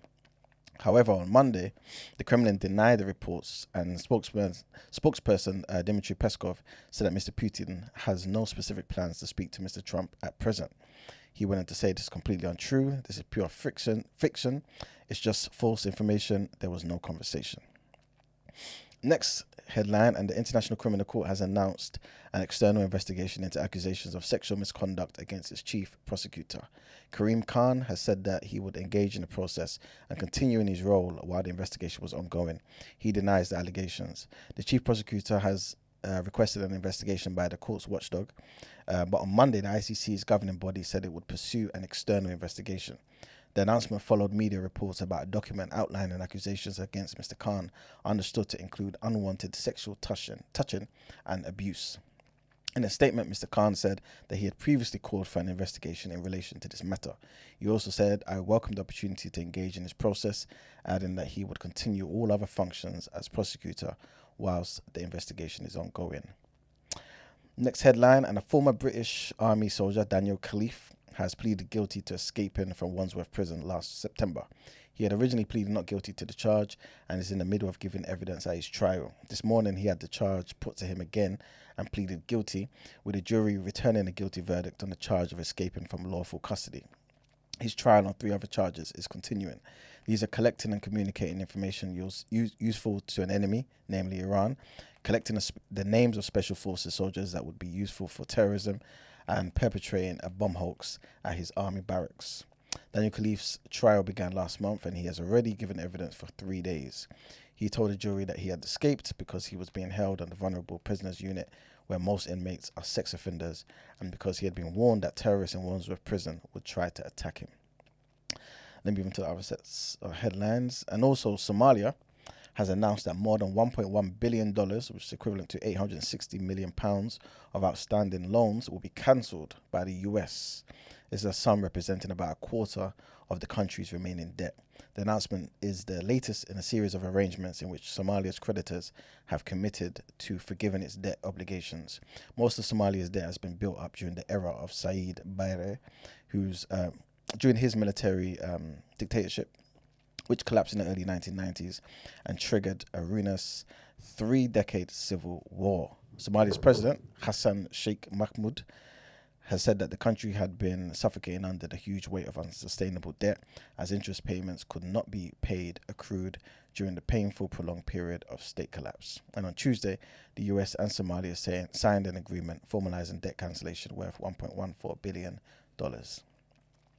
Next headline, trigger warning on this one, guys. And the driver examiner who went to Turkey for a weight loss operation bled to death after the surgery went wrong. That's what an inquest has heard. Mother of 2, Janet Lynn Savage, who was 54, from Bangor in Gwynedd, suffered damage to one of her main arteries during the procedure, and then she went into cardiac arrest. Despite the efforts of emergency teams at the hospital in Antalya, she died in the intensive care unit on the 6th of August last year. The hearing recorded a narrative conclusion, finding that she died due to acute blood loss during gastric sleeve surgery. Damn. The inquest was told Mrs. Savage had contacted a health travel firm called Regenesis Health Travel at the start of July 2023, and within 24 hours had signed up for a surgery a month later in Turkey. She told the health tourism firm that she had already been taking the weight loss drug Ozempic, but no longer had access to it. And so she was concerned that she was rapidly gaining weight. And our last headline, Keir Starmer will announce a stringent new climate goal for the UK today. This according to The Guardian, with a target in line with the advice given to the government by its scientists and independent advisors. The UK will pledge to cut emissions by 81% compared with the 1990 levels by 2035, which is a target in line with the recommendations of the Climate Change Committee. The goal will be one of the first national plans on cutting carbon, now known as Nationally Determined Contributions, or NDCs in UN jargon, to be revealed or unveiled at the COP29, the crucial UN climate summit taking place in Azerbaijan this week. And it is expected to be one of the most ambitious of any government at the talks. The goal will be achieved by decarbonising the power sector and through a massive expansion of offshore wind, as well as through investments in carbon capture and storage and also in nuclear energy. And that's it for deadlines. Time to pay them bills. All right, let's get into the reaction.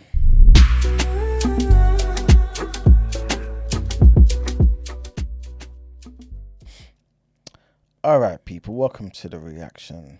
Gary Lineker, man, he's going to be stepping down as the host of the flagship football program Match of the Day at the end of the season. His departure is expected to be announced officially by the BBC today. And The Sun, they first reported the story. They also said that the presenter will leave the BBC after leading coverage of the 2026 World Cup in the US, Canada and Mexico. Lineker's representative has been approached for comment, and the BBC press office declined to comment. But apparently, Lineker, whose contract was coming to an end, entered negotiations with the BBC's new head of sport in October. And BBC News understands that Lineker was open to staying on at Match of the Day, but the BBC did not offer him a new contract for the show. The 63-year-old has hosted Match of the Day since 1999. He will have held the post for 26 years when he leaves at the end of the Premier League season in May 2025. Lineker also, he was speaking to Esquire magazine in an interview and basically said that he accepted that he will have to slow down at some point. So I guess that point is now. Next headline, Van Nistelrooy is not looking to leave. He's leaving Man United as a new manager. Ruben Amorim reshapes backroom staff. Ruud van Nistelrooy, who served as interim manager after Ten Hag's departure, has left Man United as a new manager. Amorim forms his own team. Amorim was appointed on a 2.5-year deal and has decided against retaining Van Nistelrooy, who had a contract as the assistant manager until June of 2026. Darren Fletcher, who's a former United midfielder, will remain in his coaching role, and that will pretty much maintain the link between the first team and the academy. Next headline, and England has called up Aston Villa midfielder Morgan Rogers to their squad for November's Nations League internationals after 8 players withdrew through injury. Liverpool's Trent Alexander-Arnold, Arsenal's Saka and Declan Rice, and Man City's Phil Foden and Jack Grealish are among those who have pulled out. And Rodgers, who had scored 3 goals and provided 2 assists in 11 games for Aston Villa this season, has now been promoted to the senior squad for the first time. Is this guy good, Brent? Yeah. Okay, cool. And I was just going to tell you guys a bit about some football gossip. Yeah, but are you interested in this? Arsenal are looking to spend, or they're ready to spend, £83 million on Mohamed Kudus from... Yep. He's good, yeah? Yep. Okay, €100 million. Yes. All right. We should have gotten him before he went to West Ham. Oh, serious? We were actually looking at him. Okay. Tottenham are set to rebuff Real Madrid's renewed interest in Christian Romero. Man United are also considering offloading what's his name, Joshua Zirkzee. Is it Zirkzee? Yeah, I think so. In January. Certain clubs in Serie A are basically monitoring the developments. Juventus are the forerunners in a battle to sign a Canadian striker, Jonathan David, from Lille. Basically, they're going up against Man United, Liverpool and Inter Milan. All of them other teams are interested. Borussia Dortmund are considering a January move for Job Bellingham. He's 19-year-old English midfielder. He plays for Sunderland. Pogba as well. He's close to reaching an agreement to terminate his contract with Juventus and sign for another club as a free agent once his ban is concluded. What's his German winger Leroy? Is it Sané? Leroy Sané, yeah. Yeah, he's basically keen to sign a contract at Bayern Munich, but the 28-year-old is still some way from reaching agreement over the deal. And the legendary Spanish defender Sergio Ramos, he apparently will not make a return to Real Madrid, but they will sign the centre-back in January. And that is pretty much it for the reaction. All right. Let me just, in the wrap-up, let me promote some events. Let's go to wrap-up first, actually.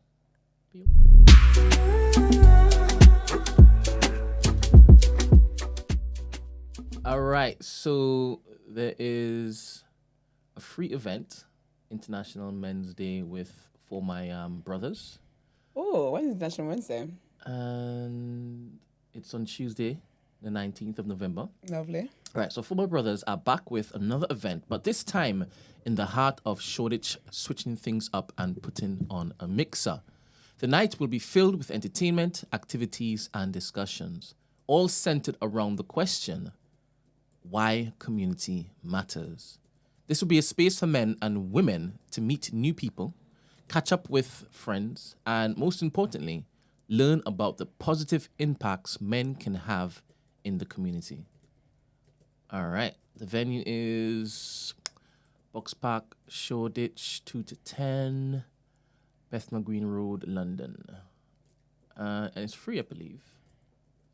I think it is anyway. Anyway, I'll put the link in the description and the comment box. We also have I Love Lives, The Pattern. And It's going to be on the 19th. Ooh. This is a conflict. What do you find out in real time? Let the spirit guide you. Well, word. What's this one about? This is Lauren. Yeah. Go to Lauren. Yeah, these are the future rappers Nice. of Britain. Next up is Stronger Than Before. Our fave Belinda is... Leroy looks like Papa Pope from here. Yeah? Yeah, but you obviously know my eyes are funky. Yeah. So, Yeah. Definitely. And again, men's wellness, nutrition, well-being. what date is that? That is the 24th of November. Okay. Sunday, the 24th of November. And she's going to be coming on very soon. Like, very, very soon. We've already secured a date. Hopefully she... For who? Belinda? Yeah, to come Nice. through. She's a nutritional therapist. Oh, lovely. Yeah. And as you'll remember, the Nigerian link up, I don't know if it's still running. Let's be specific, Brent. Yoruba link up. Yoruba, sorry. Your identification can be checked on the door, That's right. and you will be toughed Your green passport. if you don't qualify. All right, then, let's wrap up. All right, people. It's been a fantastic show. Today we spoke about quite a lot of stuff, man. We spoke about the unfortunate... Okay. Ooh. Sorry, What happened? I forgot. SACE has won 2 awards Big up, Amazing. sis. for the documentary that they made for Mentivity. Sick. And look how happy he looks. Look. deserves it. Oh, that's so sweet. That's right. You Love deserve Sace, it, man. I hope he gets used to winning awards. Yeah. Yes, exactly. Yeah, He needs to, man. Yeah. Get your suits ready, Sace. Get your suits. Yeah, it does. Big up, Sace. There you go. Axe and Saw 2, they collected that. They were part of it. Oh, nice. There you go. All right. That was it. All right. So, yes, we spoke about the COVID inquiry. Boris Johnson's government blocked a request to fund another 10,000 hospital beds at the height of the COVID pandemic. This is what the chief executive of NHS England has said. We also spoke about calls for the Archbishop of Canterbury to resign, man. Over the church abuse scandal that we spoke about, I think, on Monday or last week. We spoke about the Kremlin denying that Trump and Putin had a call discussing how to end the war. We also spoke about the ICC announcing an investigation into the chief prosecutor, Karim Khan, and Daniel Khalife, who was the former British army soldier who pleaded guilty to escaping from Wandsworth. They believe that obviously he's behind some leaked information to Iran. We also spoke about the US cancelling $1.14 billion of Somalia's debt in a historic financial agreement. We spoke about the unfortunate news of the mother of 2 who went to Turkey to get surgery to basically tackle her weight gain. And it just went wrong, man.